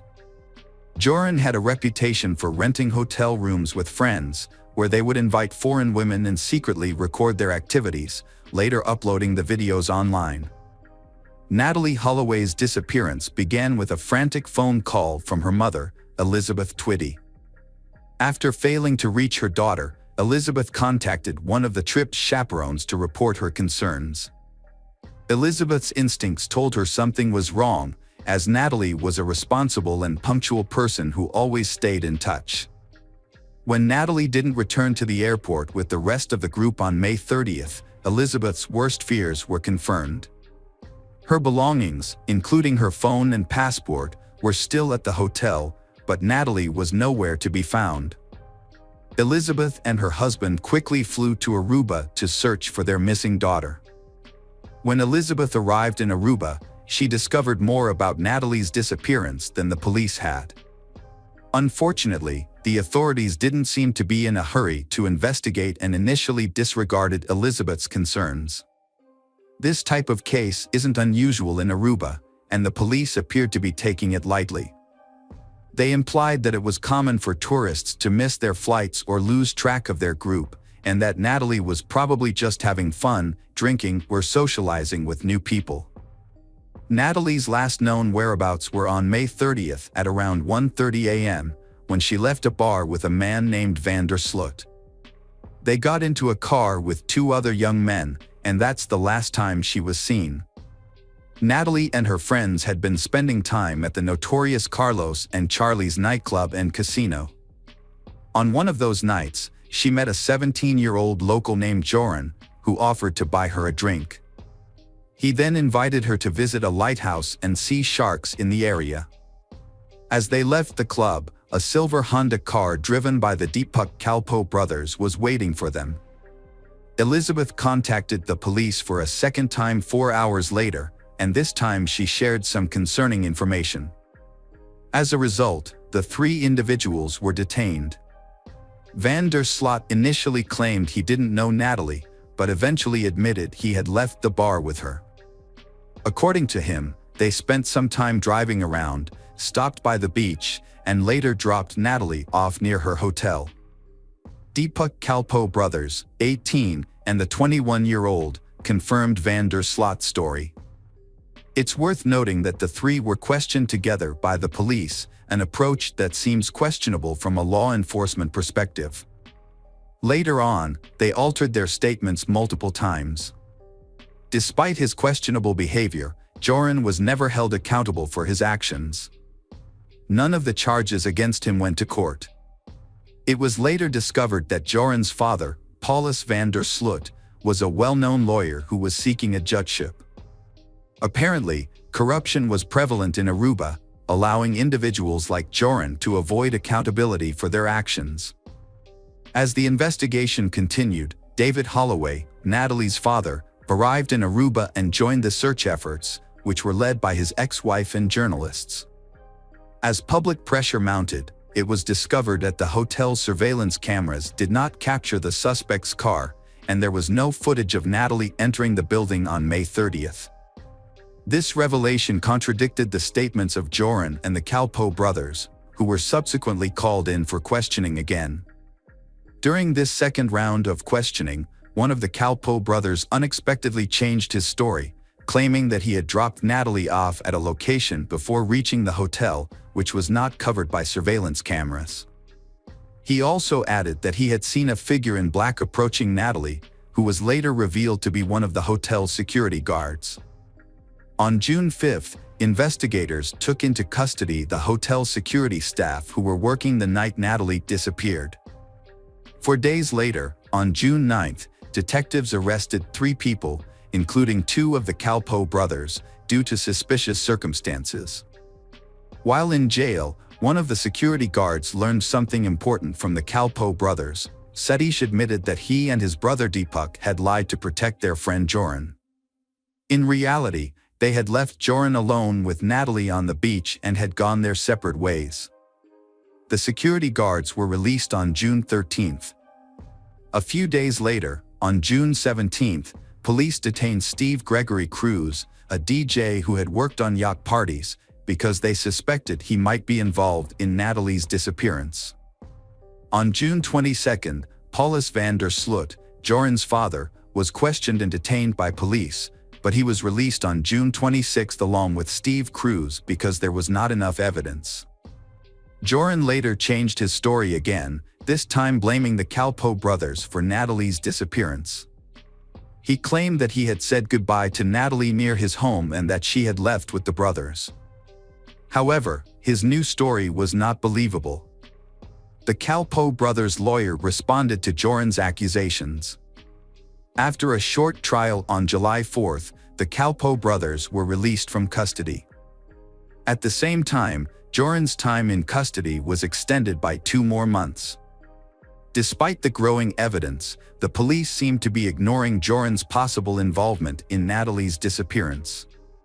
Joran van der Sloot was born on August 6, 1987, in Arnhem, Netherlands, to Paulus van der Sloot, a lawyer, and Anita van der Sloot-Hugen, an art teacher.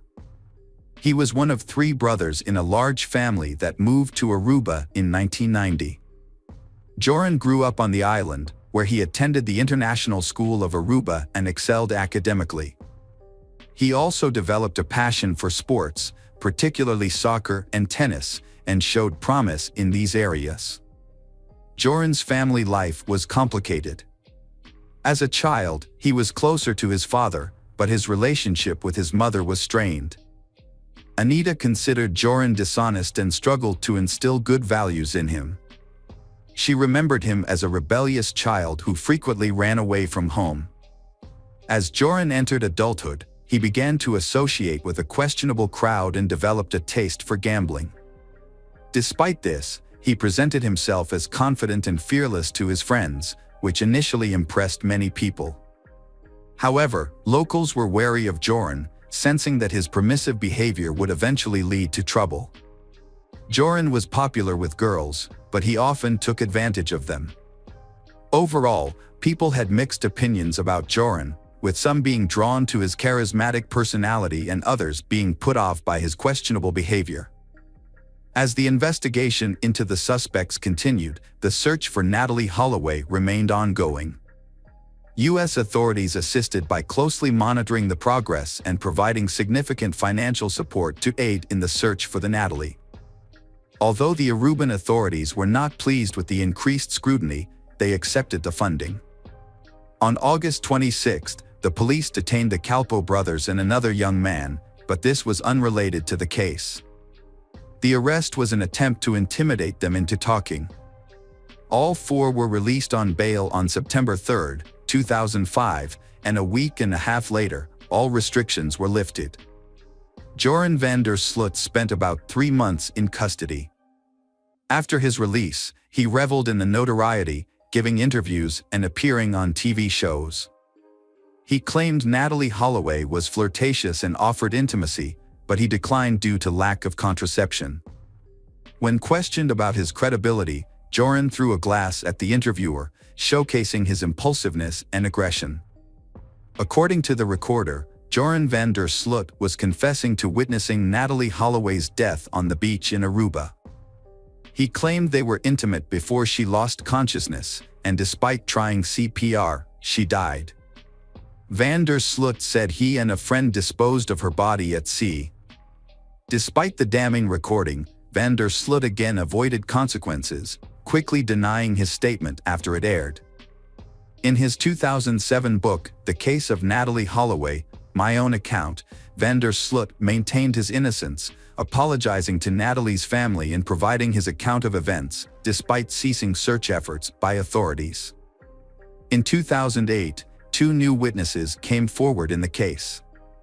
One reported seeing Joran and his father on the beach near the Holiday Inn on May 30, 2005, around 4 a.m. Joran appeared disheveled and shirtless. The witness saw them arguing in a car before driving away. However, Paulus had an alibi for the night of Natalee's disappearance. Joran's former girlfriend also came forward, recalling a comment he made about easily disposing of a body. However, Joran was known for lying and exaggerating. Despite these developments, Joran and the Kalpoe brothers were detained and released multiple times. The Holloway family hired a private investigator, Tim Miller, who searched the landfill and discovered oversights by the island's police, including failure to interview Natalee's classmates or hotel room neighbors. Natalee's electronic room key was used several times on the night of her disappearance, and she left behind her rare and expensive mobile phone. A male DNA was found on her toothbrush. The investigation's flaws were exposed. After his father's death, Joran contacted the Holloway family, offering to reveal the truth about Natalee's disappearance for a $250,000 reward. He claimed he wanted to clear his conscience, but was actually blackmailing them. The Holloways, desperate for answers, paid Joran $25,000 to meet with their lawyer, John Kelly, in Aruba. Joran provided a new account of events, claiming Natalee resisted his sexual assault, struggled, and hit her head on a rock after he pushed her. He then buried her body in a building foundation. Elizabeth Twitty followed up on Joran's claims by contacting the police. However, verifying his story was simple, and it quickly became apparent that the house he pointed to had been built long before Natalee's disappearance. As a result, the police concluded that his testimony was insufficient to warrant an arrest. It was widely believed that Joran had fabricated another lie to obtain money, and after receiving the funds, he fled to Peru. In another case, on June 1, 2010, the body of 21-year-old Stephanie Tatiana Flores Ramirez was found in a hotel room in Lima, Peru. She had suffered severe injuries and died from a neck fracture. The case drew significant media attention due to the victim's father being a well-known businessman and former Formula One driver. Surveillance footage quickly identified the perpetrator. Surprisingly, the perpetrator was Joran van der Sloot. He was arrested and taken into custody. He claimed to have met Stephanie at the Atlantic City Casino on May 30th, where they played poker together. They then decided to continue their time in his hotel room, where they gambled at an online casino. Stephanie discovered disturbing information on Joran's laptop while he was in the bathroom. She learned that he was a suspect in the disappearance of Natalee Holloway, which frightened her and made her want to leave. However, Joran caught her and became enraged when he realized what she had found. He physically attacked her until he was certain she was dead. After the attack, Joran showered and left the scene, instructing the staff not to disturb Stephanie, falsely claiming she was sleeping. Her body was found 3 days later, on June 3rd. Joran was caught on June 4th while trying to flee to Chile and subsequently confessed to the crime. The news of the murder shocked the U.S., especially given that it occurred exactly 5 years after Natalee Holloway's disappearance. Elizabeth Twitty, Natalie's mother, was moved by the news, saying that justice had finally been served, but at a terrible cost. On January 11, 2012, Joran van der Sloot was sentenced to 28 years in prison for Stephanie's murder and ordered to pay the Ramirez family $75,000 in compensation. Joran was first imprisoned at Pedras Gordas, but was later moved to Chalip Pala in 2014. During his incarceration, he married a Peruvian woman he met in 2010 while she was visiting another inmate. She believed that Joran had genuinely changed and become a better person, describing him as attentive and gentle during their time together. However, this proved to be a facade, as Joran was actually using her for his own benefit and showed no remorse for his past actions. Meanwhile, Natalee Holloway's family was seeking closure. In June 2011, her father, David Holloway, filed a petition in an Alabama court to have Natalee declared legally deceased. Natalee's mother opposed this move, holding on to the hope that Joran would eventually confess to the crime and face trial. After 2 hearings, Judge Alan King ruled in favor of the declaration, stating that all necessary requirements had been met. On January 12, 2012, the court officially declared Natalee deceased. On June 8, 2023, van der Sloot was extradited to the United States and taken to the Hoover City Jail in Alabama. The next day, he was charged with extortion and wire fraud, but he denied all charges. However, on October 18, 2023, he changed his plea and admitted to murdering Natalee Holloway. He confessed to killing her on May 30, 2005, by hitting her with a cinder block after she rejected his advances, and then disposing of her body in the ocean where it was likely consumed by sharks. Although van der Sloot confessed to the crime as part of a plea deal, this confession cannot be used as evidence in court. As a result, he was sentenced to 20 years in prison, which will be served at the same time as his existing prison term in Peru. Despite the confession, Natalee Holloway's disappearance remains an open case in Aruba, and her murder has gone unpunished due to a series of cover-ups, corrupt deals, and bureaucratic delays, despite widespread international attention to the investigation. Hello friends, welcome to our channel. Today we're going to take a look at another horrible case with you. The case of Gabriela Alcano. Gabriela Alcano was born on May 17, 2001, in Santiago, the capital city of Chile. She was the only child of Frederico Alino and Carolina Donosa Campos, and the first grandchild in a large, close-knit family. Her paternal uncle, Rodrigo, who served as her godfather, and her grandfather, Carlos, both adored her deeply, with Carlos regarding her as the central figure in his life. Gabriela grew up in a loving and supportive environment, despite her family's modest means. Her parents, though not wealthy, worked hard to provide her with a good education and upbringing. When Gabriela was 5, her parents divorced, and she lived with her mother, who dedicated herself to raising her. Her father, however, remarried and had 2 younger sons, but he continued to support Gabriela and her mother financially and remained involved in her life. Gabriela was a sweet and friendly child, who was a bit shy but made friends easily. Her gentle nature and lovely appearance earned her admiration from those around her. She excelled academically, enjoyed music, dance, and art, and her parents encouraged her talents. Gabriela cherished her relationships with her younger half-brothers, spending quality time with them at her father's nearby home during weekends and holidays. Overall, Gabriela's childhood was a happy and carefree time, filled with love and support from her family. Gabriela's first love was at the age of 15. She fell for Fabian Chasis Aravan, a fellow student who was a year older.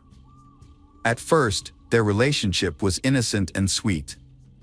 They would walk together, share ice cream, and steal kisses.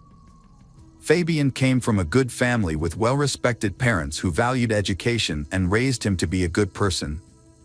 However, Fabian was a quiet and private person who struggled with social interactions. He would avoid eye contact and turn away from others, leading many to think he was just shy. Gabriella's father met Fabian and thought he was a calm, dependable, and responsible young man. He had a serious talk with Fabian, asking him to take care of Gabriella, and Fabian promised to do so. Initially, Fabian made an effort to be attentive and caring. However, as time passed, a different side of Fabian emerged. He became controlling and cruel, revealing a darker aspect of his personality. Fabian's controlling behavior dominated the relationship. He was intensely jealous and dictated who Gabriella could and couldn't interact with. He monitored her phone activity, insisting on instant responses to his calls and messages, regardless of the time. If she failed to comply, he would throw tantrums, displaying childish and abusive behavior. During the first 6 months of their relationship, Gabriella attempted to downplay Fabian's frequent outbursts of anger and jealousy, believing they would eventually subside. Blinded by her love for him, she tried to meet all his demands and held on to the hope that he would revert to the caring and gentle person she initially fell in love with. Fabian's behavior became increasingly irritable, volatile, and aggressive. He emotionally drained Gabriella, progressing from verbal abuse to physical mistreatment. He would slap her, pull her hair, or grab her hands, often leaving no visible marks. However, bruises would occasionally appear on her wrists and shoulders, evidence of Fabian's rough handling. Gabriella tried to hide her situation, but her loved ones noticed her depressed state and frequent tears. She was no longer her usual cheerful and outgoing self, instead withdrawing from friends and avoiding contact with people Fabian had forbidden her from seeing. Gabriella repeatedly tried to end her relationship with Fabian, but he would not let her go. Despite her efforts to break free, he would pressure her into getting back together. This cycle of breaking up and reuniting continued for over a year, marked by Fabian's stalking, threats, and harassment. In 2017, Fabian got into trouble for physically attacking a classmate outside of school. Although the details of the incident were unclear, he was accused of mistreatment and assault, which could have led to jail time. However, the case was settled out of court, and Fabian was expelled from school. He was forced to complete his education through homeschooling. When Gabriella finally decided to end the relationship for good, Fabian became angry and desperate. He apologized and promised to change, begging her to take him back. However, when she refused, he began to stalk and harass her. He would show up at her school or home, even attempting to climb into her room through the window. He bombarded her with dozens of calls, texts, voice messages, and social media messages, trying to intimidate her into resuming their relationship. Gabriella was determined to end the relationship, despite Fabian's erratic behavior. His messages veered wildly from apologetic to threatening, but she remained resolute. However, Fabian's actions were unpredictable and frightening. He would often vanish for weeks, giving Gabriella a glimmer of hope that he had moved on, only to reappear and resume his harassment. Fabian's behavior was relentless and intrusive. He would follow Gabriella everywhere, showing up unexpectedly and causing public scenes. His outbursts were loud and intimidating, leaving Gabriella feeling anxious and fearful. As a result, she became reluctant to be alone, always seeking the company of friends or family after school. She would often meet her mother at work and travel home with her, or ask her father or uncle to accompany her on trips. This constant vigilance took a toll on Gabriella, leaving her exhausted and drained over several months. A devastating series of events began to unfold for the Alcano family when a burglar broke into the home of Federico's second wife, taking her life in a tragic turn of events. At the time, the children were at school and Federico was at work, leaving her alone and vulnerable. Fortunately, the perpetrator, a neighbor with a prior conviction, was apprehended immediately. Gabriella and her mother rallied around Federico, offering emotional support and helping him care for the children during this difficult time. Although Gabriella's thoughts were temporarily diverted from Fabian, who had gone missing around the same time, she remained focused on her own goals. She was busy preparing for entrance exams, hoping to secure a spot at one of Santiago's most prestigious universities, where she aspired to study journalism or advertising. However, this tragedy was only the beginning of a series of heartbreaking events that would soon befall the Alcano family. In May 2018, Fabian suddenly re-emerged, beginning a campaign of obsessive stalking that made Gabriella feel unsafe in all aspects of her life. He was able to access her property by climbing over the fence and even showed up at places she regularly visited, such as the supermarket and the mall. By early June, Gabriella was so alarmed by his behavior that she sent screenshots of her disturbing messages with Fabian to her two closest friends, including audio recordings where he explicitly threatened her and demanded they restart their relationship. Gabriella was secretly living in fear for her own safety and that of her loved ones, but she chose not to share her concerns with her family to avoid causing them unnecessary worry. On June 10, 2018, the Alino family came together to celebrate a milestone birthday, Carlos's 80th. Tragically, this joyful gathering would turn out to be the last day of life for Gabriella and her mother, Carolina. The evening had begun on a happy note, with the house filled with laughter, music, and the warmth of a big family meal. As they celebrated Carlos's special day, everyone wished him good health and many more years to come. Gabriella played with her younger brothers and her uncle Rodrigo's children, but despite the festive atmosphere, she seemed somewhat preoccupied and distant. Her uncle noticed her unease and decided to approach her, asking if everything was okay and if something was troubling her. Gabriella gave a sad smile and shrugged, but didn't explain why she was nervous. Her uncle chose not to pry, thinking she would open up when she was ready. However, he later regretted not pressing her for more information. After the party, Federico drove his ex-wife and daughter home. He kissed Gabriella on the forehead, told her he loved her, and reassured her that she could always count on him for support. He then returned home with his younger children. Tragically, this was the last time he saw his eldest daughter and first wife alive. In the early hours of June 11th, a horrific crime took place. Fabian, armed with a hunting knife, climbed over the fence of his ex-girlfriend's house. He planned to sneak into Gabriella's bedroom through the window and attack her. However, just as he was about to enter, the lights turned on, and the back door creaked open. Carolina, who had been unable to sleep, had gotten up to investigate the noise. Fabian pounced on her, pushing her back inside, and began stabbing her repeatedly. Fabian brutally stabbed his Carolina 36 times, with most of the wounds inflicted on her chest, neck, and head. This attack was fatal and left her with no chance of survival. Carolina only managed to scream a couple of times before falling silent. The noise from the attack woke up Gabriella, who rushed downstairs to see what was happening. As she went down, she saw Fabian, covered in blood and clearly enraged. He caught hold of her and dragged her down. Gabriella was desperately trying to call the emergency services with her phone, but she couldn't make the call. In a horrific act, Fabian attacked Carolina and stabbed her once in the chest, piercing her heart and instantly killing her. He then moved her body to the kitchen. After the murder, Fabian tried to cover his tracks by wiping away his fingerprints and cleaning the bloody footprints. He also washed himself and the knife in the bathroom. After cleaning up, Fabian left the house quietly around 5:30 a.m. without being noticed by the neighbors. Following the event, Federico appeared unaffected. However, concerns grew when Carolina, typically a reliable and communicative colleague, missed work for 2 consecutive days without answering her phone. Her employer contacted Federico, asking him to find out what had happened to Carolina.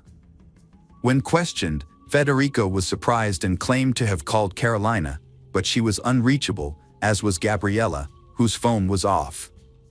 Next, Federico phoned his brother, Rodrigo, but Rodrigo stated that he had neither seen nor heard from the missing individuals since their friend's birthday. Following the phone call, Federico decided to pay a visit to Carolina's home. The property appeared uninhabited. Nonetheless, Carolina's vehicle remained in the garage. Without forcibly entering, despite possessing a spare key, Federico merely checked on the status of the property. Federico called the police and asked them to check the house, but he didn't enter himself because he was afraid of what he might find. The police officers were puzzled by this, especially since he had a key. When they finally entered the house at 11 a.m., they found the lifeless bodies of Carolina and Gabriella on the kitchen floor, surrounded by pools of blood. Despite the obvious fact that the women had been dead for over a day, Federico was overcome with grief and irrationally demanded that the police call an ambulance to save them. The police had to calm Federico down, but his behavior raised suspicions, and they took him outside to a police car for questioning. When he tried to leave the car and found the door locked, he became agitated and demanded to know why. It was then that he realized he was the main suspect in the double homicide. Federico was shocked and devastated by this turn of events, unable to comprehend how he could be suspected of killing his own daughter. Rodrigo arrived shortly after and was equally shocked to learn that his brother had not been released. He was also struggling to come to terms with the investigation revealed that Gabriella's friends reported that she was being stalked by her ex-boyfriend, Fabian. Screenshots of his threatening messages and voice recordings, which included a disturbing phrase, "It's easier to take her life than to let her go," were also obtained. This came as a shock to Federico, Gabriella's father, who recalled that Fabian seemed pleasant when they first met, despite his daughter's failed attempts to break up with him. The contrast between the heinous crime and the normalcy of Fabian's daily life, where he spent time with family and friends and posted light-hearted photos on social media, made his crime all the more inconceivable. After being taken into custody, Fabian responded to allegations with pretended astonishment and anguish, falsely claiming his innocence and feigning affection for Gabriella. Fabian had gotten rid of the object used to commit the murder and thrown away some clothes with blood on them.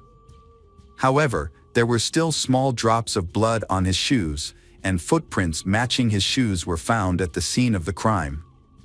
Additionally, 4 of Gabriella's classmates said they heard Fabian threaten her, saying it would be easier to kill her than let her go. Because of the evidence and what the witnesses said, Fabian admitted to the crime, but tried to make himself look like a lover who was deeply hurt. The defendant claimed that his intention was not to harm Gabriella, but rather to have a conversation with her. However, the situation escalated, and he ultimately treated her mother as an unwanted witness. He struggled to provide a reasonable explanation for bringing a hunting knife to the encounter, which was supposedly meant to be a conversation. Following the autopsy and other necessary examinations, the victims' bodies were released to their family for burial. A large crowd gathered at the funeral to pay their respects to the deceased and offer condolences to their loved ones. Gabriella was laid to rest in a white dress she had always wanted to wear but never had the chance to. Coralina was buried in a closed casket due to the severe mutilation of her face. Fabian's family hired a skilled lawyer who developed a strong defense strategy, aiming to secure a minimal sentence for his client. During the initial court hearings, the lawyer highlighted Fabian's young age and clean record, pointing out that the attack on his classmate had been resolved outside of court. However, the victim's family pushed for a more severe charge of femicide, which was rejected by the prosecution due to the specific requirements of Chile's law. Since Fabian and the victim were not in a romantic relationship at the time of the crime, the case did not meet the criteria for femicide. The lawyer also argued that Fabian had acted on impulse and was in a state of distress when he committed the crime. As a result, Fabian faced a potential 15-year sentence for the double homicide and assault charges. The victim's family, understandably, demanded the maximum punishment for Fabian. After the initial hearings, the judge gave both the prosecution and defense 6 months to gather evidence. Fabian's lawyer requested his release pending trial, but the judge denied this request, keeping Fabian in custody.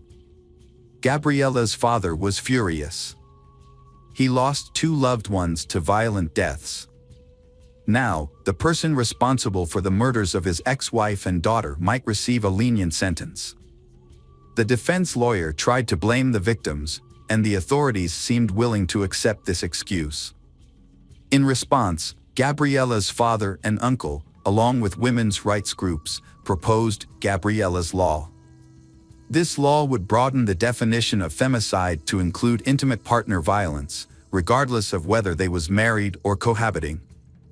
The National Office for Women and Gender Equality soon joined the cause, actively pushing for the law. Although the bill faced opposition due to concerns that it could lead to new charges and stricter penalties for perpetrators already in prison, feminist groups nationwide rallied behind the Alino family. They organized marches and demonstrations in support of Gabriella's Law. In August 2019, a year and 3 months after the tragic murders, significant changes were made to Chile's femicide law. Known as Gabriella's Law, these amendments aimed to strengthen the country's response to violence against women. The law now defines femicide as any act of violence, injury, or murder committed against a woman due to hatred based on her gender, regardless of the relationship between the victim and the perpetrator. Additionally, the law considers it an aggravating circumstance if the victim is a minor or has health issues. In April 2022, Fabian Ceres went on trial for attacking his ex-girlfriend and her mother 4 years earlier. Thanks to Gabriella's Law, the defense had limited options. Fabian was charged with femicide under aggravating circumstances because one of the victims was a minor, as well as with double homicide and assault. On April 20th, he was sentenced to life in prison without the possibility of parole. After the verdict was delivered, Federico and Rodrigo spoke to the court, expressing their gratitude to the judges for their fair decision.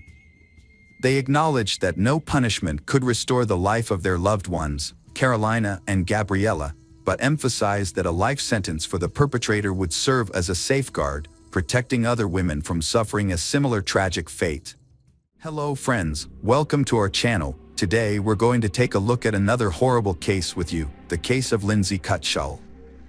Lindsay Cutshall was born in 1982 in the small town of White Eyes, Ohio, to a devoutly Christian family. Her father was a pastor, and she was raised with strong religious values. Despite her strict upbringing, Lindsay was an adventurous and active child who enjoyed sports and later developed a passion for hiking and extreme tourism. After completing her education, Lindsay attended Appalachian Bible College in West Virginia, where she honed her outdoor skills. She regularly went on hikes, climbed mountains, and rafted down rivers, often organizing her own expeditions. Lindsay's dream was to establish a summer camp for children and teenagers, where she could teach them wilderness survival skills, rafting, and other outdoor activities. Jason Allen was born in 1978 in Zeeland, Michigan, to a deeply religious family. As a teenager, he became fascinated with hiking and wilderness survival. Jason was a tall, athletic, and charismatic individual who possessed natural leadership qualities, which drew like-minded people to him. He was passionate about exploring new heights and mastering outdoor skills. Lindsay and Jason met in 2002 during a hiking trip in the Appalachian Mountains. At the time, Lindsay was still a student, while Jason worked as a mountain guide and climbing instructor. They quickly formed a connection after meeting for the first time, leading the young man to ask for her hand in marriage just 6 months later.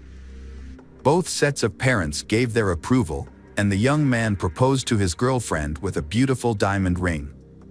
Shortly after, he gave her a second engagement ring. As a couple, they made ambitious plans for their future. They intended to get married in September 2004 and buy a spacious house to raise a family. But things didn't turn out as expected. Before their wedding, they worked as senior counselors at a Christian summer camp called Rock and Water in California's El Dorado County. Their goal was to gain experience and eventually open their own camp after the wedding. On the Friday evening of August 14th, Lindsay and Jason decided to take a weekend trip to the San Francisco area. Before leaving, they informed their colleagues of their plans and left 2 experienced counselors in charge of the camp, ensuring a smooth transition. They told everyone they would return by Monday, expecting no issues for either themselves or their temporary replacements. With their plan in place, they set off in Lindsay's 1992 red Ford Tempo, and unfortunately, this was the last time anyone saw them alive. By Sunday evening, Jason and Lindsay, both counselors, had not returned to camp, but their absence did not raise immediate concern. It was assumed they would arrive late that night or early Monday. However, when they failed to appear at the Monday morning roll call at 8 a.m. and their phones were unreachable, their colleagues grew worried. The group quickly notified the police and then reached out to Jason and Lindsay's families to inform them about the situation. The parents went to the camp right away to get more information about the incident. Their colleagues were particularly concerned because Jason and Lindsay were known for their reliability and punctuality. If they had encountered any issues, they would have likely found a way to communicate. Upon arriving at the camp, law enforcement officials began questioning their colleagues, but the investigation quickly hit a roadblock.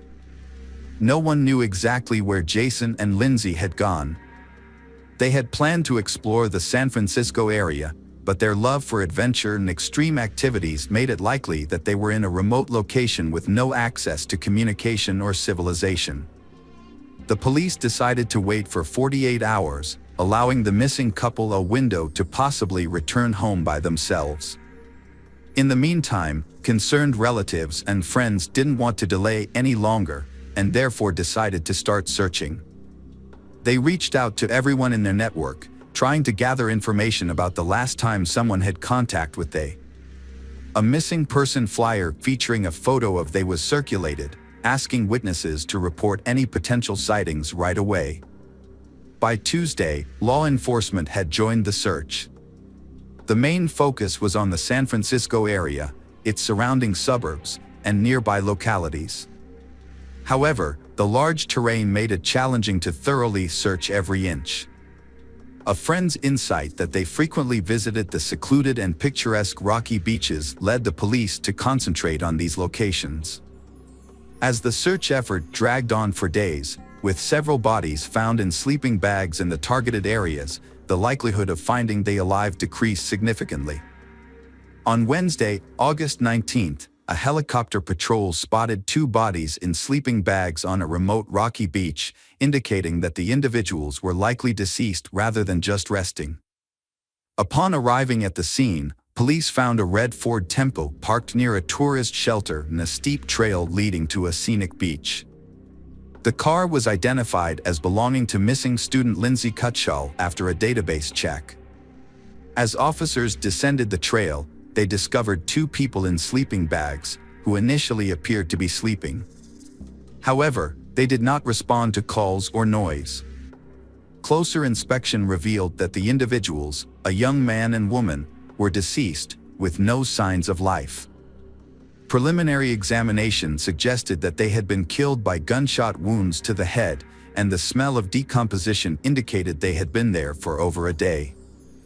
All of their belongings, including phones, wallets, bank cards, and cash, were found next to them, ruling out robbery as a motive. The car keys were also visible, eliminating car theft as a motive. Investigators initially believed the deceased were the young couple who had gone missing near San Francisco the previous week. Documents found at the scene confirmed the identities of the victims as Lindsay Cutshall and Jason Allen. However, formal identification by their relatives was still necessary.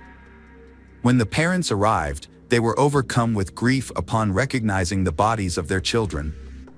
The investigation led police to rule out initial theories of robbery or carjacking due to the presence of untouched valuables, money, and keys at the scene. Forensic analysis also showed no signs of physical or intimate assault on the bodies, except for the fatal gunshot wounds to the head. It appeared that Lindsay and Jason were peacefully sleeping and did not have time to react to the attack. They showed no signs of trying to defend themselves, escape, or even get out of their sleeping bags, indicating a sudden and deliberate act that was similar to an execution or a revenge killing. The brutal murder of two individuals on a secluded beach left investigators with many questions but no clear answers. The beach was difficult to access, and there were no signs of anyone else being in the area. Despite a thorough search, no shell casings were found, leading investigators to believe that the shooter may have taken them or thrown them into the ocean. The fact that the shots were fired at close range into the victim's head suggested that the casings should have been nearby if they hadn't been deliberately moved. A search of the area revealed an empty beer bottle a few meters from the crime scene. This was notable because Lindsay and Jason did not drink alcohol and led a healthy lifestyle, suggesting that the bottle may have belonged to the shooter. The brand of beer was unusual for the area and was more commonly found in a neighboring state. Although it was unclear whether the bottle was connected to the crime, it was considered a significant lead in the investigation. A theory emerged that Lindsay and Jason may have had a confrontation with someone the day before their deaths, and this person may have returned at night with a gun to settle the dispute. Although Jason and Lindsay were known for being friendly, it was possible they may have unknowingly offended someone. Additionally, the shooter may have been intoxicated or mentally unstable. Examination of the bullets found in the victim's skulls showed they came from a rare Marlin rifle, specifically a .45 caliber Model 18, produced in 1994 by Marlin Firearms Company. This type of rifle was typically used for hunting and was often part of a collector's arsenal. This discovery was a significant lead in the investigation, but it remained the only concrete clue at the time. Investigation suggested that the shooter was likely a lone male. He may have been a hunter, collector, or gun enthusiast. To further the investigation, authorities aimed to reconstruct their final route, identify who they may have contacted, and determine when they were last seen alive. Fortunately, they had taken many photos, and their camera was found intact among their belongings, which provided a useful starting point for tracking their movements. A guest book at a tourist cabin near the lookout point, where they had parked their car, contained entries expressing their delight with the weekend getaway. They had also visited a fishing pier about 20 miles away on Saturday, as evidenced by the photographs they took. Police officers returned to the pier and interviewed locals to find people who may have seen something significant. Several people remembered a young couple in a red car who inquired about overnight accommodations but found all three nearby hotels fully booked due to peak tourist season. They had dinner at a local restaurant, walked around the area, and took photos before leaving in the evening. According to those who saw and interacted with them, they was friendly, did not engage in any conflicts, and seemed carefree and happy. However, none of the witnesses could recall anything unusual or suspicious. The location where the bodies were found was a protected area, closed to camping. However, the young couple had nowhere else to stay overnight, so they decided to camp on the beach, using sleeping bags instead of a tent. They felt safe on the secluded beach on a warm August night and planned to return to the rock and water camp on Sunday. This information helped investigators narrow down the time frame of their deaths. Since they went to sleep but didn't survive until morning, it's likely they were killed between 11 p.m. on Saturday and dawn on Sunday. Despite the ongoing investigation and public appeals for information, police withheld certain details, including the results of the ballistics analysis. This action was taken to prevent the suspect from being tipped off and getting rid of the murder weapon before the investigation could start. The investigation first focused on a local homeless man who was known to sleep on the beach where the crime occurred. He was found and questioned by police, but despite not having an alibi for the night of the crime, he was not confirmed to be involved. The main reasons for this were that the murder weapon was never found and his DNA did not match the DNA found on a beer bottle discovered at the crime scene. The case went cold for nearly 2 years, but in the spring of 2006, police decided to release more information about the crime, including details about the weapon used. They also offered a $50,000 reward for any information that could help identify the perpetrator and solve the case. Following the public appeal, authorities received over 1,000 calls, but only a few were useful for the investigation. One individual, 26 years old Sean Gallen, drew particular attention from several locals who described him as an aggressive collector of firearms and blades. He was reportedly prone to conflicts, had a history of property damage, and frequently threatened violent behavior. The police investigated Sean Gallen and questioned him because they already knew him from previous incidents involving fights and drunk driving. Upon inspecting his possessions, Sean did possess numerous weapons but did not own the rifle in question.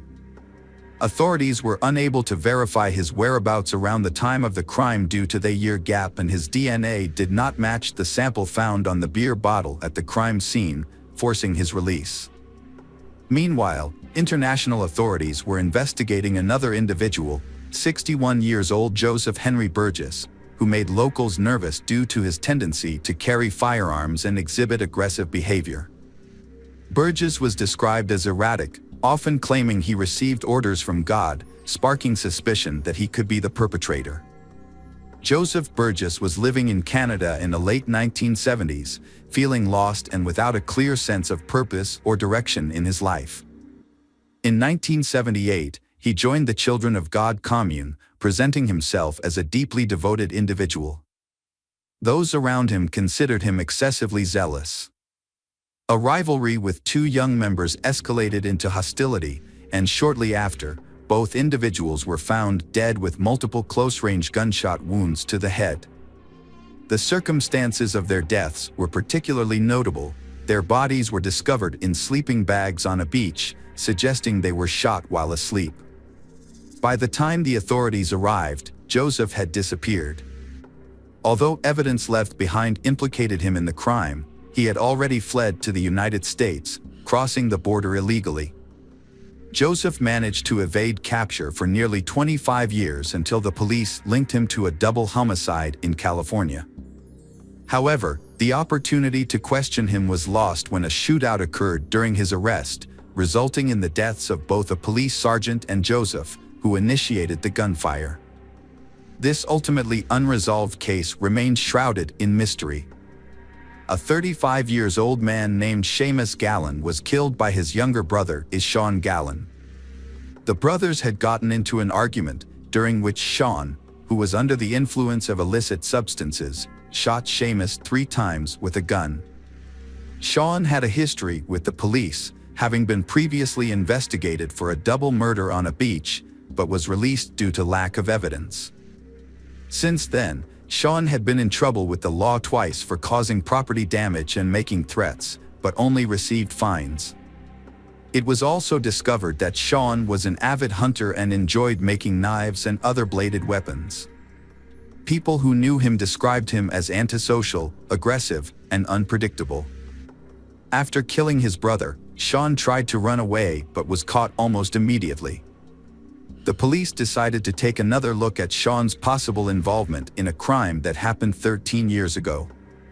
They found useful information on his social media page, where he had posted pictures of his large collection of weapons and talked about his supposed psychic abilities.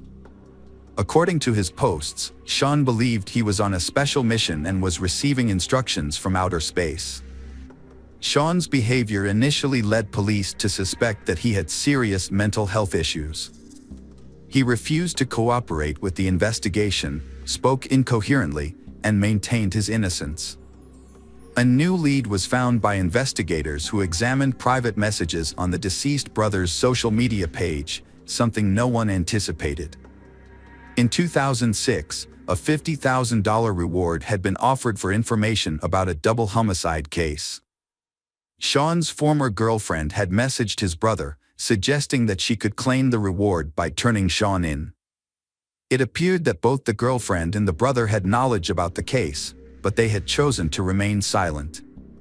Unfortunately, it was no longer possible to question either of them, as the brother had been shot and the girlfriend had died in a car accident 2 years earlier. However, when Sean was shown the printouts of the messages between his former girlfriend and his brother, he made a shocking confession. Despite his initial denials, Sean began to provide a detailed account of the events surrounding the double homicide. His recollection of the details was vivid, even though more than 13 years had passed since the crime occurred.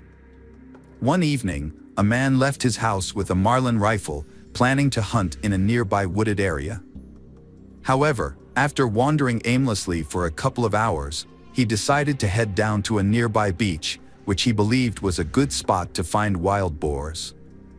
As he walked along the shore, he came across 2 sleeping bags with a young man and woman asleep inside.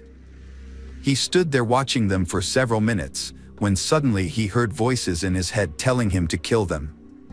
The man claimed that this was a mission from outer space that he had to carry out. So, he pointed his rifle directly at the young man's head and fired, instantly killing him. The sound of the shot woke she, but before she could even process what was happening, the man fired again, killing her as well. He then picked up the spent casings and put them in an empty beer can he had been carrying. Later, he threw the can into some bushes in his father's backyard, where he also hid the rifle, asking his father to keep it for him. Sean's father hid the murder weapon in the cellar of his old barn without asking any questions. Remarkably, Sean's account of the crime was later confirmed. When the barn eventually collapsed, the rifle was discovered at the site, and a beer can with shell casings was still hidden in the overgrown bushes in the backyard. The property's abandonment after Sean's father passed away in 2009 had helped preserve these key pieces of evidence.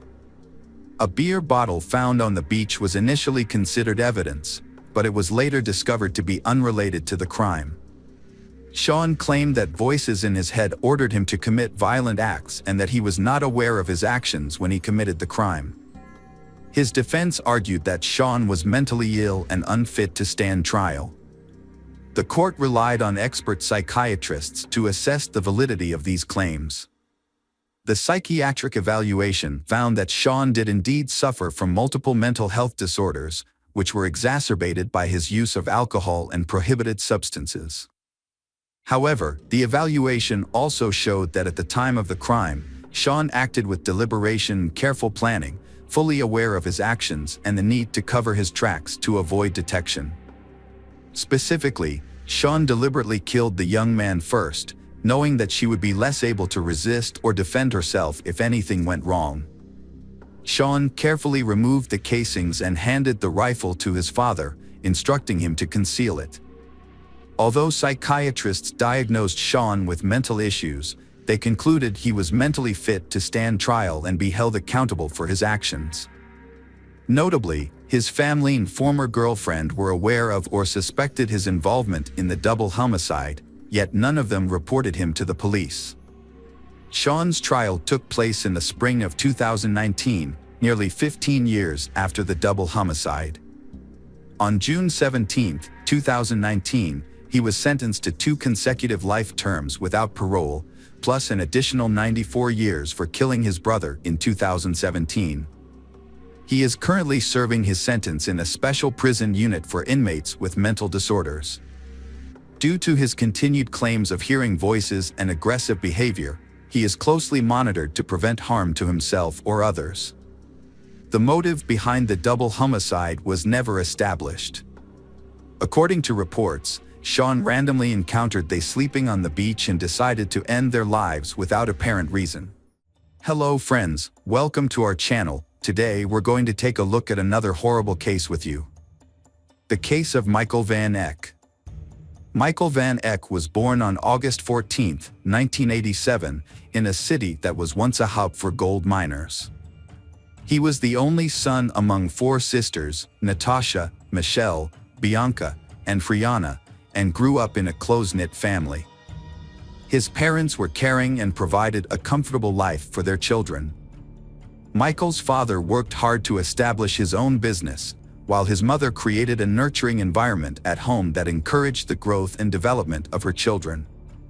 Michael was a sociable and kind person who excelled in school and sports, earning a black belt in karate that gave him confidence. After completing his education, Michael trained as an electrician, a highly sought-after profession that offered good earnings and job prospects. He worked at the Beatrix mine in the small town of Unison, where he was employed at mine number 4. Not content to rest on his laurels, Michael continued his education to become an engineer. In 2011, Michael, then 23 years old, joined a dating site to cope with a recent breakup and expand his social circle. It seemed like a stroke of luck when he came across the profile of a sweet and smiling young woman that caught his eye. During the ongoing conversation, the man discovered that they shared common interests. Similar to him, she disliked loud parties and excessive drinking, and sought a genuine, meaningful relationship and a strong family foundation. Michael was pleasantly surprised to find a compatible match online. Living with his parents at the time, he shared his excitement and concerns with his mother. On April 2nd, he confided in her about his upcoming date and made an effort to prepare and make a good impression. He withdrew his first paycheck of 1,000 Rand from his account. The only thing that gave him pause was the unusual location his online friend had chosen for their first meeting, the city cemetery. To avoid worrying his parents, he kept this detail to himself. Around 9 p.m. that evening, Michael bid farewell to his family and left the house. He drove to the designated location in his silver Pajero 2007, a gift from his parents for his 18th birthday. As expected, she was running a bit late, but her appearance was striking. She from the internet arrived dressed in a pristine white dress and smiled warmly. The conversation flowed easily, and afterwards, she suggested continuing the evening elsewhere in the cemetery. She invited him to a secluded area with a blanket spread out on the grass, accompanied by a basket of fruit and wine. Michael and his friends had just finished their drinks when his beautiful companion suddenly kissed him. At first, the kiss was pleasant, but it quickly turned into a painful and horrific experience. Unbeknownst to Michael, this kiss was the beginning of a sinister plot. Jane Van Heerden was born in 1991 to parents who were struggling in their marriage. When her mother discovered she was pregnant, they decided to put their divorce on hold and try to work through their issues. However, their efforts were unsuccessful, and the situation at home continued to deteriorate. Unfortunately for Jane, her mother resented her presence, seeing her as a constant reminder of her unhappy marriage. Even after the divorce, Jane's mother held on to her negative feelings, making it difficult for Jane to feel loved and accepted. Jane's behavioral issues and cold demeanor towards her children persisted even after her marriage ended. As a result, her 3 children felt isolated and misunderstood, with Jane, in particular, struggling the most. From a young age, she became withdrawn and sullen, displaying psychological problems. Her behavior became increasingly disturbing, as she frequently talked about death and created confusing artwork. She also developed an imaginary friend named Azael. Her grandparents, concerned about her well-being, suspected she might be possessed and took her to church for an exorcism. During the ritual, Jane's body convulsed, which was likely due to her fear of crowds and the intense anxiety she felt during the ordeal, possibly triggering an epileptic seizure. The traumatic experience had a lasting impact on her memory, causing her to develop a deep-seated fear of the dark. This phobia was further exacerbated by her mother's frightening statement that toys come to life at night, leading Jane to take drastic measures to protect herself, such as taping her doll's eyes shut and restraining them with shoelaces. Jane's mental condition took a turn for the worse as she entered preteen years. At 10 years old, she had a disturbing episode where she threatened a family guest with a knife while visiting her father. This incident prompted her family to seek professional help, and she was evaluated by a specialist who prescribed sedatives. The medication had a positive impact on her mood and overall well-being for a time. During a period of calm, Chane's father made a conscious effort to spend more time with her, often picking her up from school and taking her on hunting trips. He hoped that by sharing his hobby, he could provide her with the attention and connection she craved. Chane found enjoyment in her father's activities, particularly in tasks like butchering and skinning animals. However, this fascination led her to begin collecting and bringing home the carcasses of small animals, starting with rats and birds, and escalating to cats and dogs. She also took to cutting flesh and occasionally self-inflicted injuries. As it turned out, around age 12, Chane had befriended a man who introduced her to substance use and took advantage of her vulnerability. Fortunately, she ended the toxic relationship on her own, although her sisters had initially kept the situation hidden from their parents. Chane's emotional state was negatively affected by her chaotic childhood. At the age of 15, her mother left for New Zealand, where she started a new relationship and never returned to care for her children. Chane and her siblings were left in the care of their father and stepmother, who did their best to provide for them, but struggled to understand the depth of Chane's emotional issues. Her family initially attributed her behavior to typical teenage struggles. However, her situation took a turn for the worse when she became involved with a 22-year-old man who was interested in Satanism, occultism, and voodoo cults. He had a profound influence on Chane, but his cruel nature often left her feeling belittled and suppressed. Fortunately, Chane's life began to turn around with the support of her family and therapy.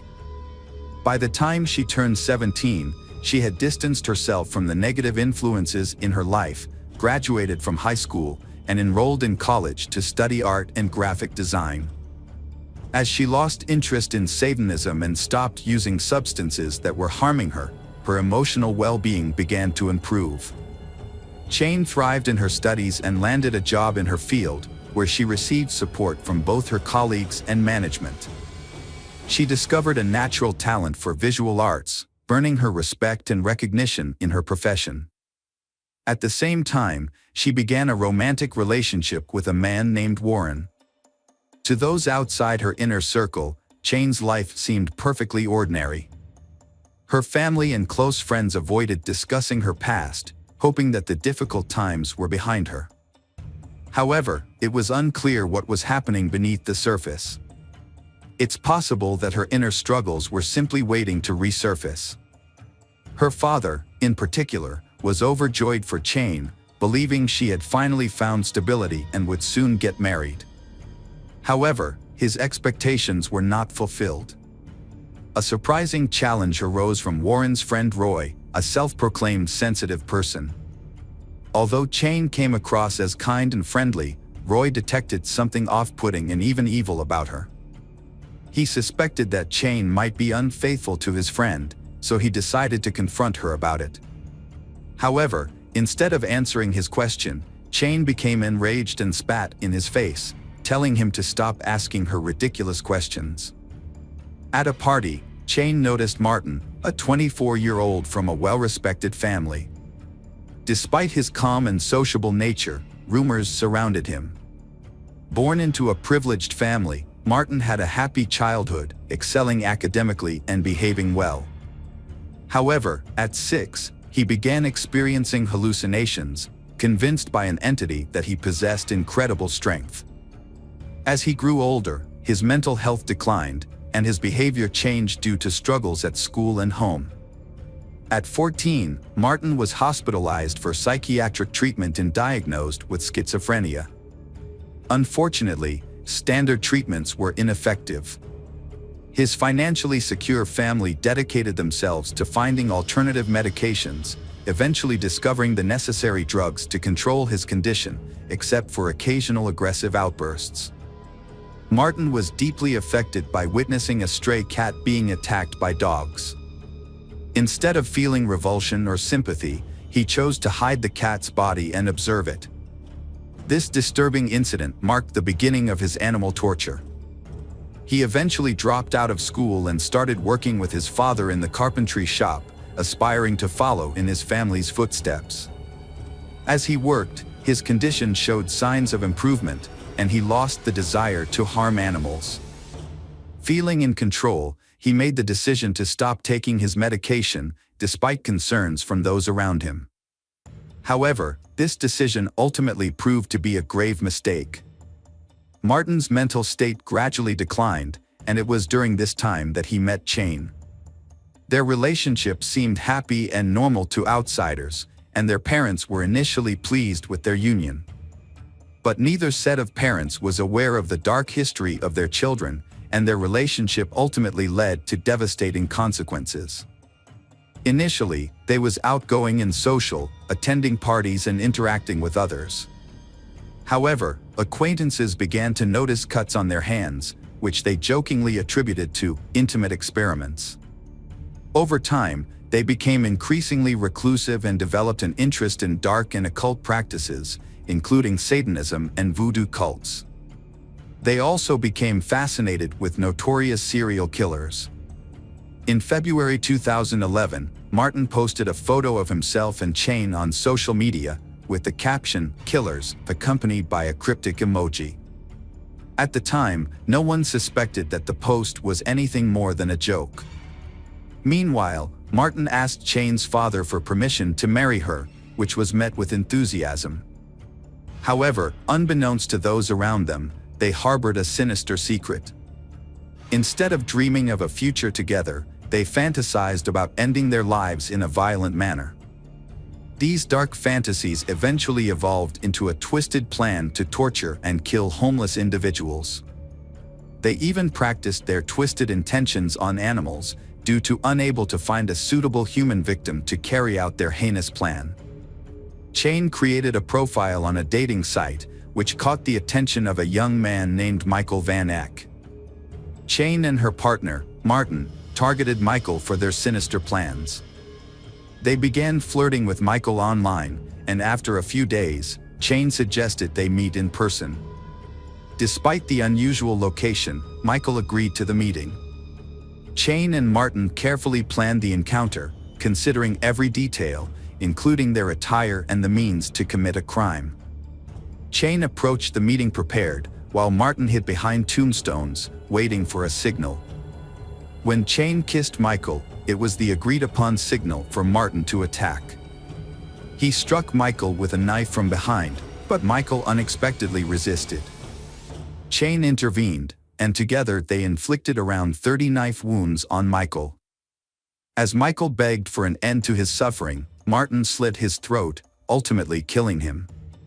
The perpetrators then dragged the body onto a blanket and began to carry out their plan. They cut off the victim's legs at the knee and severed his head. The dismembered body parts were placed in bags. The perpetrators attempted to bury the body at the site, but they encountered a problem that they had no shovels. As a result, they were forced to dig a shallow grave using only their hands and knives. After managing to bury the body only halfway, the perpetrators left the scene, taking the severed body parts with them. They used the victim's vehicle to make their getaway, with Martin initially driving, but later handing over control to his accomplice. However, the adrenaline rush from their crime made it difficult for them to focus on the road. Once they arrived home, they stored the bags containing the body parts in the refrigerator, treating them like ordinary groceries. After Martin had somewhat composed himself, he got into the victim's car and drove it to a high-crime neighborhood, hoping that it would be stolen. He left the car unlocked with the keys in the ignition to make it an easy target.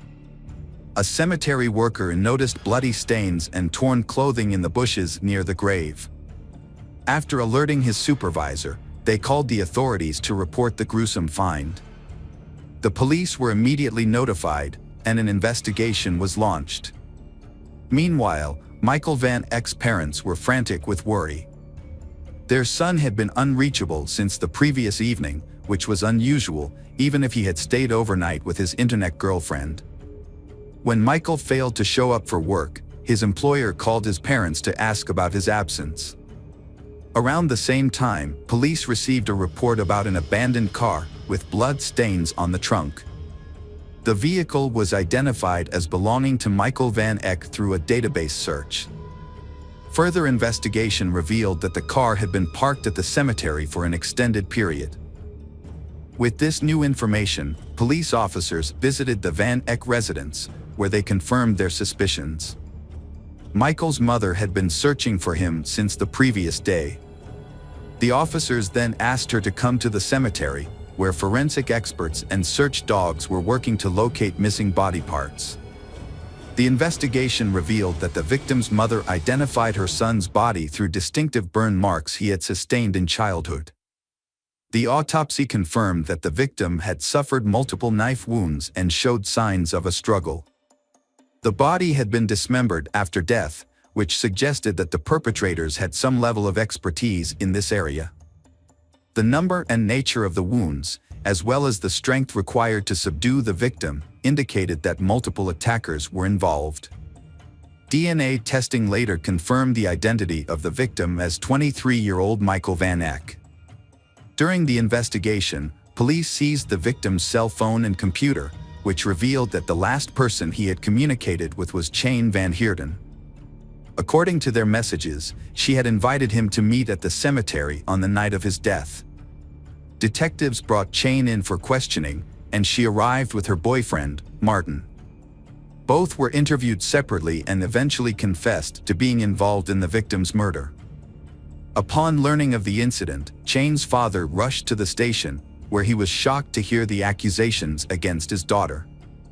When he asked her if the allegations were true, Cheyne calmly confirmed her involvement and stated that she would willingly do it again. She claimed that she had fantasized about committing such a crime ever since she started hunting with her father. This cruel confession shocked not only her father but also everyone present. As the case gained public attention, Cheyne's boyfriend, Martin, also showed no remorse. Instead, he seemed to enjoy the public scrutiny and posed for cameras. It became clear that neither Cheyne nor Martin felt any regret for their actions. Investigations revealed that they had planned to take their own lives if caught, but Martin's changed his mind, and Cheyne followed suit. They wanted to live a life of notoriety, embracing their dark impulses. A search of their apartment revealed a disturbing environment. The walls were adorned with distorted portraits of Cheyne, depicting her without eyes, mouth, or ears. The rooms also contained ritual items, animal scalps, knives, and other objects of unclear purpose. Police found the deceased young man's belongings, including his glasses and wallet, which Martins later confessed they had taken to prepare their next crime. The most disturbing discovery was made in the refrigerator, where police found Michael's severed head with his mouth sewn shut. It is believed that the perpetrators intended to use his head as a ritualistic bowl. The victim's eyes and ears were found in separate containers. Additionally, the victim's hand and leg were discovered buried near the murderer's home, alongside the remains of various animals. The perpetrator's diary revealed horrific thoughts and plans for future crimes. The evidence collected during the investigation made it clear that the perpetrators had planned to commit multiple crimes, and that the process of taking lives and mutilating bodies brought them immense pleasure. Martin and Cheyne underwent multiple evaluations to assess their mental competence. The commission confirmed that they were aware of their actions and understood the consequences. In November 2011, Cheyne's trial took place. Despite this being her first offense, she was treated as a serial offender. She openly expressed her desire to repeat her actions and told the court that she understood she should feel shame or remorse, but couldn't. She could only comprehend the severity of her actions through societal standards and the reactions of others. Psychiatrists diagnosed Cheyne with psychopathic and antisocial disorders, which made her more dangerous than her boyfriend. However, she was skilled at hiding her true nature. Throughout the sentencing, Cheyne remained impassive. She was found guilty and sentenced to 35 years in prison without the possibility of parole, 20 years for taking a life and an additional 15 years for robbery and dismemberment. Martin defended himself in court, claiming he didn't remember the events until he was in jail. He admitted to studying Satanism and occultism, and said his relationship with Chain led them to commit the crime. He apologized to the victim's parents, but his words seemed insincere. He was found guilty and sentenced to 35 years in prison, with a chance for parole after serving half his sentence. Even in prison, Martin expressed his passion for Chain in letters, calling her a dark goddess. However, Chain eventually ended the relationship, feeling they had grown apart. While incarcerated, Chain proved to be a model prisoner, using her time to teach art and theology to her fellow inmates. In contrast, Martin, while also in prison, gained a small group of admirers who were carefully monitored by police to prevent them from copying his crimes.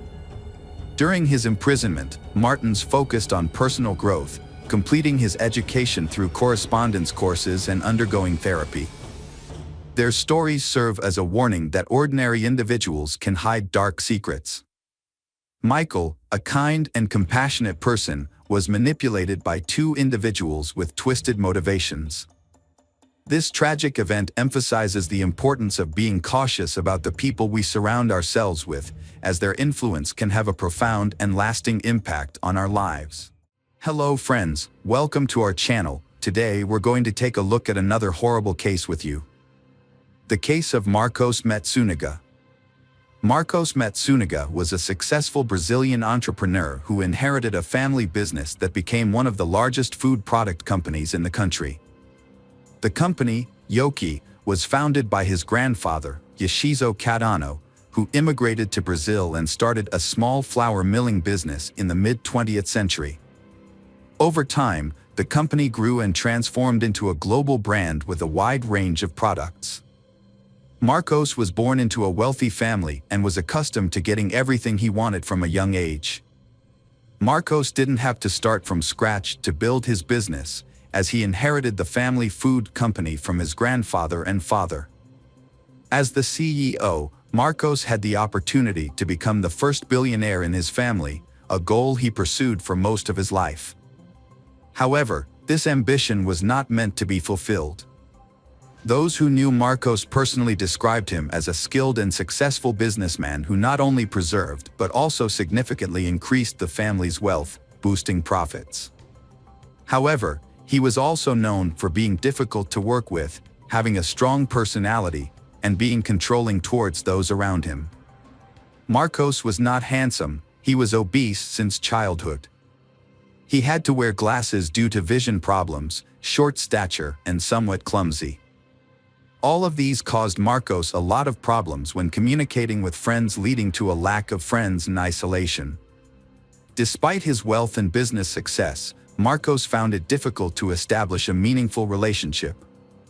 His arrogance and egoism often repelled women, making it hard for him to connect with someone beyond a few dates.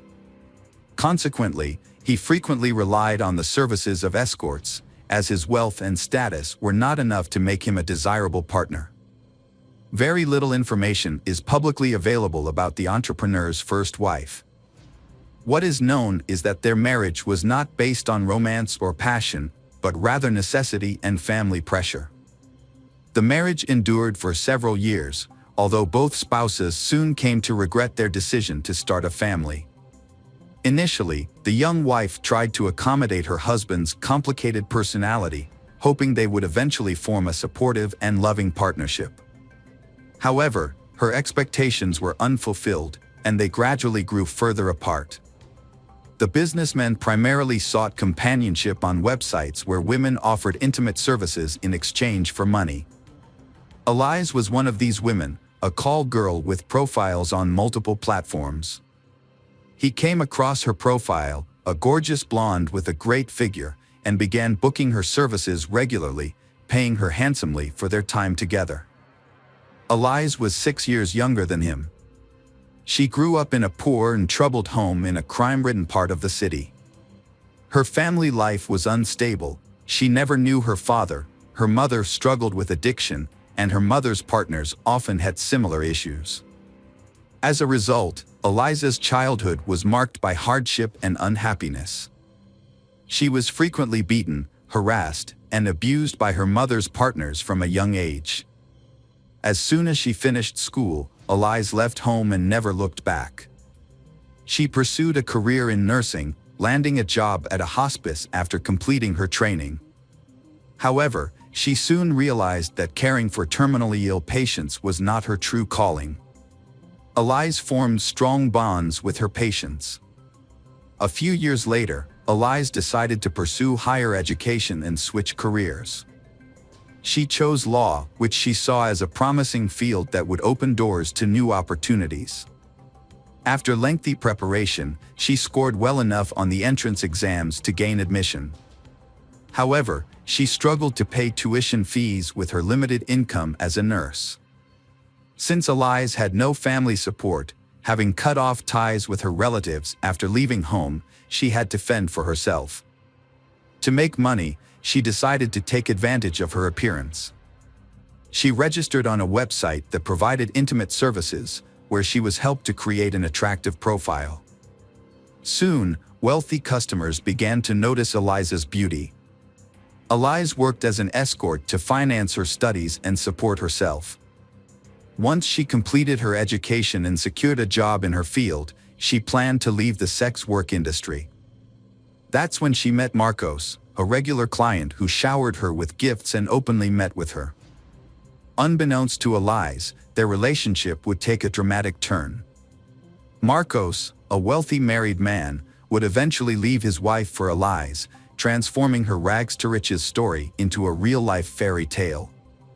Marcos completely lost himself over Eliza, but it's unclear whether Eliza actively pursued him or not. After about 6 months, Marcos realized he didn't just want to date Eliza, but to be with her long-term. Without hesitation, he filed for divorce from his first wife and began introducing Eliza as his fiancée to everyone. Marcos, as a businessman, preferred to keep the true nature of their relationship and Eliza's occupation private. So, they came up with a cover story, claiming they met by chance at a cafe. They stuck to this story, even with Marcos's closest relatives and friends, who remained none the wiser. When Eliza joined the Matsunaga family, she didn't exactly receive a warm welcome. Her in-laws suspected that she had used her charm to win over Marcos, an older, wealthy, but not particularly attractive man. They believed she was now pretending to ignore his abrasive personality in order to secure her new status. Despite their reservations, no one strongly opposed Marcos's decision to divorce his first wife and marry Eliza. A lavish, traditional wedding was planned, complete with a white wedding dress, numerous guests, and a multi-tiered cake. Afterwards, Marcos moved his new wife into his grand, luxurious mansion, where she became the lady of the house. Matsunaga was a well-known collector of luxury items, particularly expensive wines and rare weapons. His house featured a large wine cellar, where bottles were meticulously organized by year and country of origin. Additionally, the house had a secret room dedicated to his collection of firearms and edged weapons, which were proudly displayed on the walls from floor to ceiling. Marcos took great pride in his extensive collections and was always on the lookout for new additions. His home was a treasure trove of antiques, luxury items, and modern art, which were displayed throughout the house, often in a way that was more cluttered than curated. Soon after the wedding, they decided that they were ready to have an heir, but despite all their efforts, Eliza did not get pregnant naturally. Then they decided to resort to the procedure of in vitro fertilization, but even here, success awaited them far from immediately. However, when their daughter was finally born, their joy knew no bounds. They devoted themselves to raising their child, making plans for her future, and as she grew older, the family began to travel the world, immersing themselves in different cultures and traditions. Their daughter was a beloved and pampered child, raised with love, care, and every luxury imaginable. When Eliza entered his life, she surprised him by showing a willingness to learn about hunting. Together, they visited shooting ranges, where she became proficient in handling firearms. Eventually, they ventured into the woods to hunt wild animals. Eliza approached hunting as a competitive challenge, unfazed by the act of taking animal lives. Marcos appreciated her mindset and enjoyed watching her skillfully wield her weapons and stalk prey. Marcos taught Eliza various outdoor skills, including how to skin and carve wild animals such as boars, deer, and other forest creatures. Together, they would dissect the animals using large knives, cleavers, and axes to separate the body parts. Unconventionally, the family did not keep traditional pets like cats or dogs. Instead, they kept poisonous snakes in specially designed terrariums that mimicked their natural habitats. This was a long-held dream of Marcos, who had a passion for snakes, but his first wife had never approved of the idea of having a terrarium in their home. Eliza had successfully adopted Marcos's unusual hobbies, which had grown on Eliza. In the spring of 2012, Marcos was on the verge of making a significant deal that would take his wealth and career to a new level, potentially making him a billionaire. He was in active negotiations with several partners to sell the family business and invest the substantial proceeds in a new and profitable venture. On May 19, 2012, the day before a billion-dollar deal was set to close, entrepreneur Marcos vanished without warning. His wife, Eliza, didn't report him missing until the next day because she thought he was at work. According to Eliza, Marcos had a meeting scheduled for the evening that was expected to run late into the night. He had packed some belongings and told her he would likely spend the night at the office before heading straight to the deal the next morning. When Marcos failed to return home and stopped answering his phone the next day, Eliza grew concerned and reported him missing. The police quickly discovered that the entrepreneur had missed an evening meeting and a crucial morning meeting that he couldn't afford to skip. This led to immediate speculation that the millionaire had been kidnapped, and it was likely that his family would receive ransom demands in the coming hours. However, 24 hours passed, followed by another day, with no ransom demands received. As a result, hopes of finding Marcos alive began to dwindle. Meanwhile, investigators were actively questioning the businessman's relatives, friends, and business partners to identify potential enemies and determine who could benefit from his disappearance or the disruption of the impending deal. Despite a thorough investigation, no one has found anyone who would have wanted to kill Marcos. He was a capable and forward-thinking businessman who made strategic decisions that often benefited everyone involved. Days later, Eliza visited her in-laws with her daughter and revealed a secret she had been too afraid to share with the police. With tears in her eyes, she explained that her husband had been having an affair with a woman named Natasha Villalima and had made no effort to hide it. Although the situation had led to several heated arguments and threats of divorce, Marcos had eventually promised to end the affair in order to save their family. Marcos continued to see Natasha, but was more cautious to avoid another family scandal. However, Eliza suspected he was having an affair and hired a private investigator to gather evidence. The investigator obtained photos and videos of Marcos's romantic dates with Natasha. Notably, he took Natasha to the same restaurants and entertainment venues that he and his wife frequented, where he was very popular. It seemed that Marcos was deliberately showing his disdain for his wife and openly cheating on her without any attempt to hide it. It was later discovered that Natasha Lima was found on the same intimate services website where Marcos first met his wife, Eliza. They dated for about 5 months, during which time he showered her with expensive gifts, including a luxury car, and paid her a large sum of money to delete her online profile. Meanwhile, Eliza discovered incriminating photos and videos of Marcos's infidelity and showed them to his parents. She also revealed that she had confronted Marcos with the evidence just a day before his disappearance, but instead of apologizing, he abruptly packed his things, informed Eliza that he was leaving her, and disappeared without a word. According to Eliza, Marcos had simply given in to his passion and abandoned his life to be with his new mistress. However, those who knew him best vehemently disagreed, insisting that Marcos would never abandon his business, which his family had spent decades building, as he was deeply invested in its success. A gruesome discovery was made by a passerby about a week later, when scattered garbage bags were found in a remote area approximately half a 100 kilometers from the missing Marcos's house. Upon examination of the bags, police discovered human remains which were identified as Marcos Matsunaga, a person for whom an extensive national search was ongoing. Forensic examination concluded the victim had died as a result of a shot to the head before the perpetrator cut and packaged his dismembered remains. Expert assessment also inferred that only an exceptionally skilled practitioner would possess sufficient know-how, steady-handedly controlling either precise butcher's cut tools at convenient knife handles anatomy. The investigation began by reviewing the last known location of the deceased man, Marcos. This led authorities to the luxury residential complex where Marcos lived with his wife and daughter. The complex was equipped with multiple security cameras, which were thoroughly examined. A review of the footage revealed that the evening before Marcos disappeared, he and his wife had ordered food delivery. The elevator camera captured Marcos going down to the first floor to collect the food, returning with pizza boxes in hand. He then entered his apartment and was not seen leaving again that evening, night, or the following day. It appeared as though Marcos vanished into thin air. Elise leaves their apartment with 3 large, heavy suitcases. Investigators, who already had suspicions, take her into custody for questioning.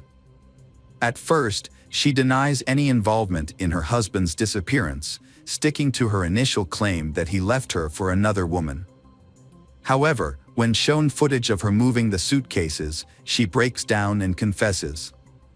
According to her, their marriage had been troubled for some time, and her husband had become increasingly abusive.